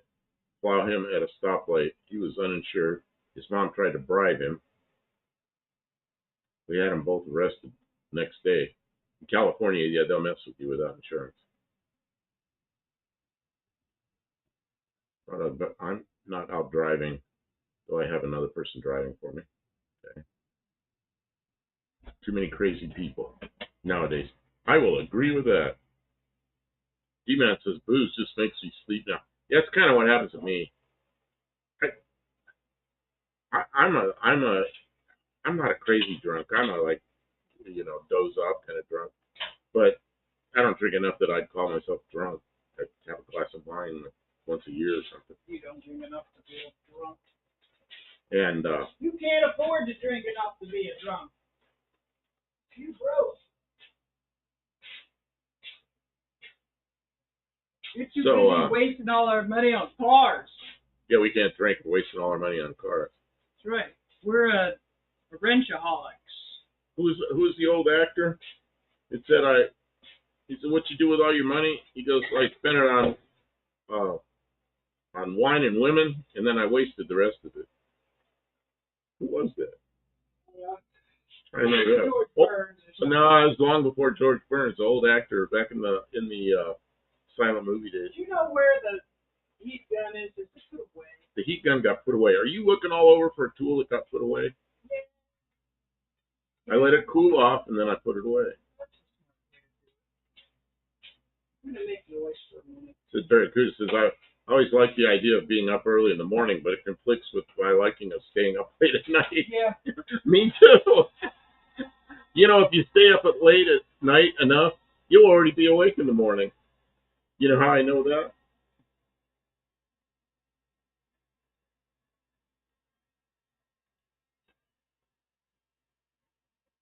Kim's a flannaholic.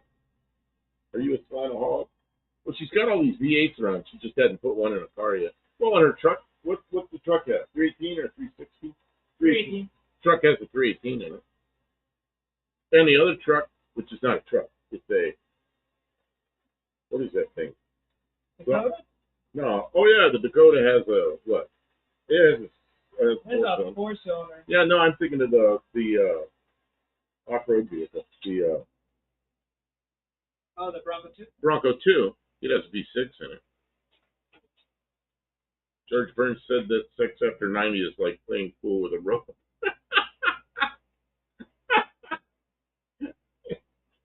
And that guy had all his young girls hanging around, young, like 20s and 30s. Yeah, hot-looking girls hanging around it, Yeah. George Burns is all right. He said he was going to do that performance on his 100th birthday, and he was still alive, but he wasn't able to do the performance. That's kind of sad, but he lived, I don't know, a month or so after that. Raw dog, I don't mind if people do drugs. Do it in the comfort of your own home and don't go out in public. If you're going to be so intoxicated, mess up, or you're just going to be a menace. Yeah, I agree with that. The problem I have with drugs is some people get to the point where there are some drugs that are addictive. And Kim and I were talking about this earlier. And some drugs that are not addictive. And it's the addictive ones that'll mess your life up, I've known people that I worked with that became so dysfunctional. They could all they did was on payday they were desperate for the check, got paid, and before the end of the day they're borrowing money already, and they're dysfunctional. And I knew people I worked with like that, and pretty soon you can't even work with them anymore. But then there was a guy I worked with. We were talking about this guy. He smoked more pot than anybody I knew, and you know what? That guy he didn't smoke it during the day while he was working. He was a radiator guy. That's what we were talking about it. And he taught me a lot, and he was a very functional person when it came to his business every day, But he's messed up as soon as he's off work. Stray Bullet says the trick is to still be functional in the morning. You know what happens to me when I drink? One drink, and I will not feel good half the day the next day. And it's not like a hangover. It's like an old person thing. It just does something to my system. Doesn't need another distraction.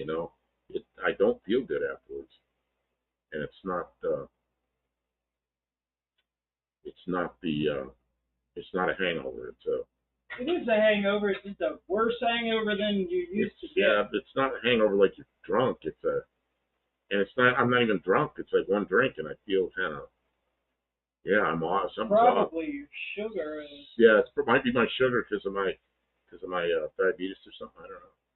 Stray Bullet says I always knew that things would never be the same when George Burns died. Yep, there's a lot of people like that.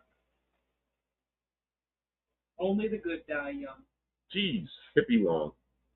Don't say stuff like that. Rick Sylvia, I'm glad I never attempted drugs because I have an addictive nature. Very kudos. As Evil Knievel said, he was going to have the best cars, motorcycles, planes, booze, and frauds that money can buy.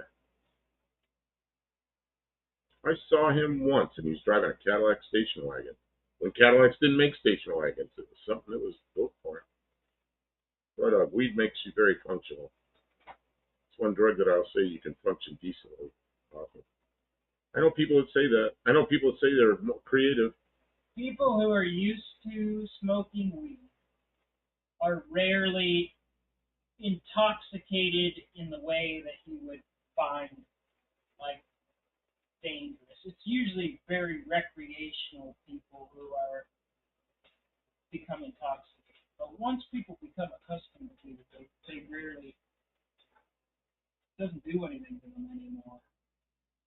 Just enjoy smoking it all the time. Rodog says, but let's talk about racing cars. Yes, it's a better idea. Thank Mark Sylvia, I thought a Cadillac station wagon was a hearse. You could look up Evil Knievel's Cadillac wagon. I think it was a 1970 model or maybe a 71. And it was yellow or gold colored, something black and yellow is what it looked like to me, but I've heard it's black and gold. It looks like black and yellow to me.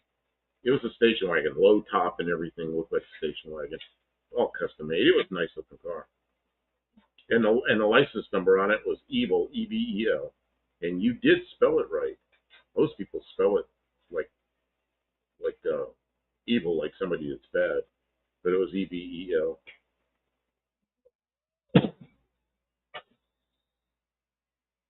Carfano, I had friends that went to the bar every day after work. Yep. You know, I know a guy used to do that. He was a mechanic in town. He goes to a bar, and I lived in an apartment upstairs from this bar for a while. So I'd go in there a lot of times and have a burger or something in the evening.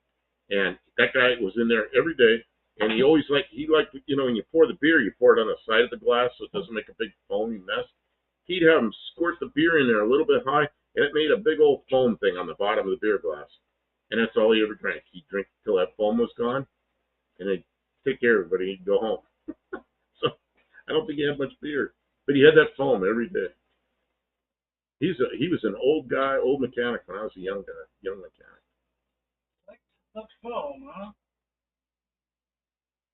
Mark Sylvia, I can't drink anymore because of my meds, but before that, one drink and I'm ready for bed. Yeah, it's kind of like that. I drank a glass of wine the other night. I was out, and I didn't feel very good the next day. Yeah, you were grumpy the next morning too. Oh, I was not feeling good. Super grumpy. What is this? Tavos is my hardest drug of choice is paracetamol. What is that? Paracetamol. Probably some prescription thing or something made up. Yeah, it's probably making a joke. It's probably some word I can't figure out. All the things I take are most countries are over the counter, but here you gotta have a prescription. You don't have to have the prescription to possess it. It's things like blood pressure meds and stuff to keep the blood sugar low and things like that. Okay, Stray Bullet says Cadillac made 5 station wagons in 1969. That could have been one of Evil Knievel's. Oh. But I'm thinking his was a 70 or 71, but I may be wrong. I don't know. I know when I saw it in January of 1973. And he was in L.A. Does grapes and wine mess with our sugar? Probably does. Well, Yeah. and alcohol, you know how you make alcohol? You got to have sugar there, to make the alcohol. Hippie long. My surprise was finding out how many old folks were alcoholics and pill poppers in the 60s and 70s. Oh yeah, well see, I never thought about it that way. I thought it's all the young people, but now I'm one of the old people. So it's like, yep, yeah, it was a huge problem. It was a huge problem. I mean, it was a huge problem. Well, when I was driving tow trucks, I'd go out in an accident. Almost always it was wine bottles and booze bottles and beer cans. They throw them out of the car after the crash, make you think that they weren't drinking. And when MAD, the Mothers Against Drunk Driving came around, uh, the those kind of accidents way down. I mean, and they started huge fines for driving with alcohol in your system. They lowered the blood alcohol levels. I mean, all that. I'll go along with that. And I can't imagine why somebody today gets caught with a DUI when, with all that people know about drinking and driving, they say, I just, but it was worse. It was far worse before. Yeah. Paulo says, paracetamol is a freely available analgesic, right at the supermarket. Okay. Yeah, what? Right at the, it's an analgesic. I don't know what an analgesic is. Isn't that something that dries out your nose? Oh, yeah, anti-allergy. Yeah. No surprise, Campo. You got beer thick like syrup. What we used to get was, and I wonder if this is popular in Australia, the big, what are the big beer cans? Shit, you'll know, somebody will say. And we used to call them an oil can. We get an oil can of beer. It was at a Foster's Lager, yeah. So now Kim gets points. So we get Foster's Lager. That was like a cool thing. But I don't remember it tasting thick like syrup. Is there any car or street racing takeovers in your state, Buffalo? You know what? Yeah, I suppose there probably are in, I don't know where, Nashville, anywhere, but yeah, it's become a problem. It's become a big problem. And not locally here that I know of, but I don't know because I'm not out doing this. Yep, YouTube's cracking down on it. And worse yet, YouTube cracked down on it. Well, so what happened with that? Why they're cracking down on it, right, is because people organize it so that they can record it, so they can get views on it. So it's a self-fulfilling sort of cycle of look how many views we got by showing this. So now they're going to do it more. But it shouldn't fall back on like sanctioned, organized safety, like real events that are not illegal and like that. But I we're not supposed to mention the words for smoke coming off of tires. If we talk or put that in anything, we get demonetized. So to me, we have a sanctioned event we go to every year where we do that. We have that activity where they put all barriers up and safety inspections of the cars, all that kind of stuff. And so, but we're not supposed to talk about it. But this is new and it's subject to revision, so we don't know what's going to happen in the future. But as it is right now, we can't even talk about it. Let alone anybody who shows it, instantly you're going to get, and it could be threaten your channel disappearing, which we don't want. Australian puppy and full step. Yeah, that's the word. Somebody had to put it in here. Yeah, we're not really supposed to talk about it. So I'm going to take that. I'm going to. Problem, but we're not allowed to. Better. I don't better want safe than sorry. I'm going to just remove it. I'm sorry, Josh. There's a risk for demonetization right now. I don't want to put that in. But yeah, you got it. Here's the name of the guy. You can go and see. He was just talking about it on his channel. JT or JK or somebody. So yeah. We talked about it earlier in the stream a lot. Yeah. If you come back and you watch the stream over again, like the first half hour, I had a big old tirade about all the nonsense, and that was part of it.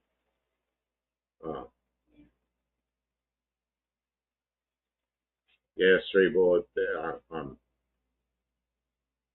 We got so many words we can't say, and it's not really freedom of speech. It is their platform, but I think they're using AI.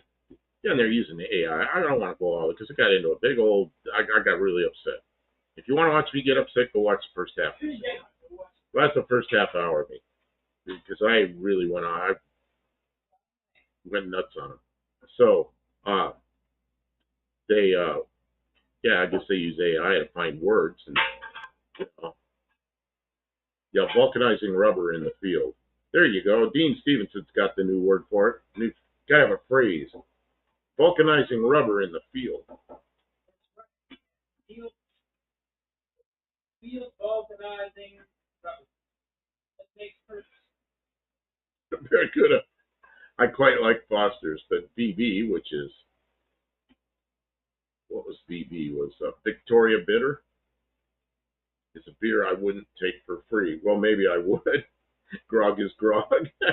There's a place here down the grog shop, and when I was making wine, because I'd make a little wine, I still got a little bit left in the refrigerator, like this much, and I made it like in 2021. But anyway, I used to go in there and buy all my stuff to make this wine, and then I wouldn't drink much, But the grog shop.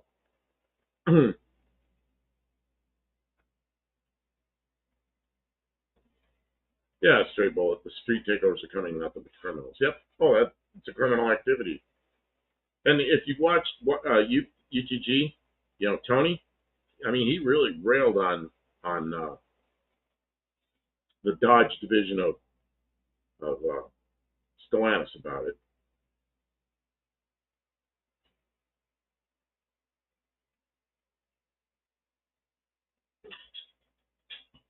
So you got an ad running. Sorry about that. Roddock says, I had to do some of my own plumbing tonight and fix my toilet. Were you able to get there? Did you get it fixed? Kim's yelling at you. Did you get it fixed? I was a plumber in Pittsburgh. Kim was a plumber in Pittsburgh. I went to school, got my license for plumbing. Carlos says that's the difference between North and South Islands and West Island. The West Island's a continent, by the way. We don't drink festers across here.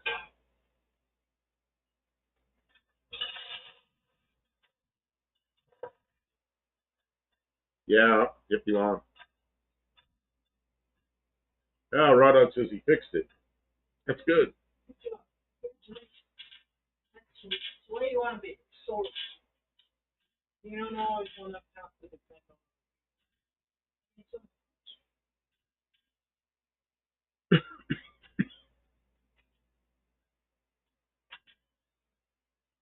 Okay, Bruce Colchin, Ashley, home product ad. Okay, 2 points. See, the only one that got ads? Maybe. After a while, they stop. Betty Carpont fixing a toilet can be a shitty job, yep. Oh, yeah. Don't chew your picture. All right. When I was 17, one of the jobs I had was working in a camping center. Man, that jack's noisy. I worked in a camping center. What a camping center was, a place they sold trailers and motorhomes and stuff, and people would trade in an old one. Usually they trade them in when the plumbing's all stopped up. And so, being a 17-year-old, who got the job of unclogging the mess inside the tubing and the tank and everything after the toilet? Me, the 17-year-old. I didn't have that job for very long. If you want, not a sit-down job. Hey, buddy. Carfax ad, Raw Dog. Kim. You don't get points for that. No, For no. a Carfax set? Okay, you can get 2 points. So, Kim, what else do you want to do tonight? I don't know. I What, think that's it. you think that's it? Yeah, we've been on here 3 hours and 9 minutes.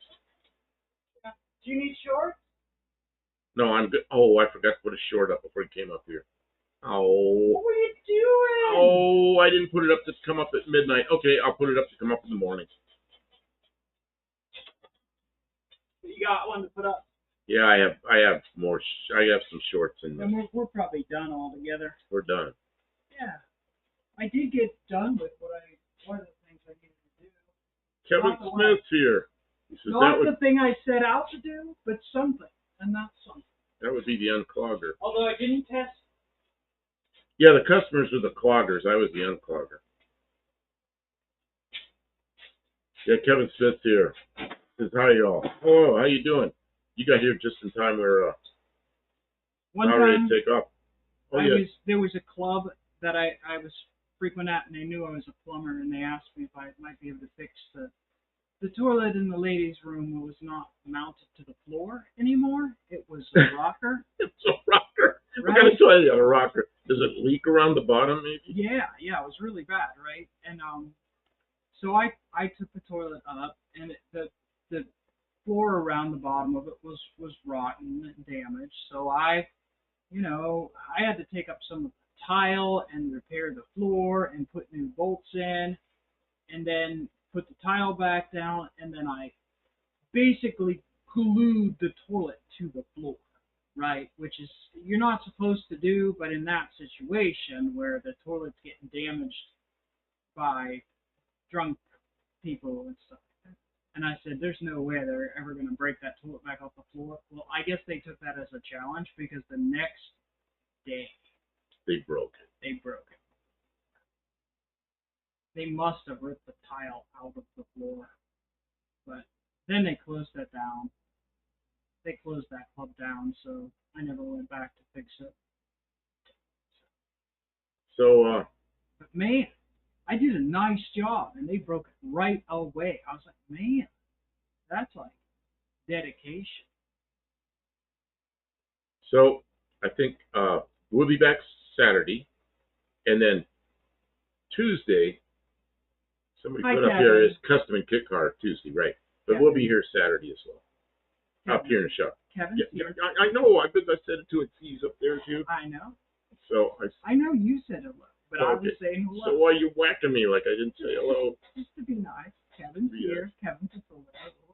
Hi, Kevin. Cas Van Bitter makes BB seem nice. Who?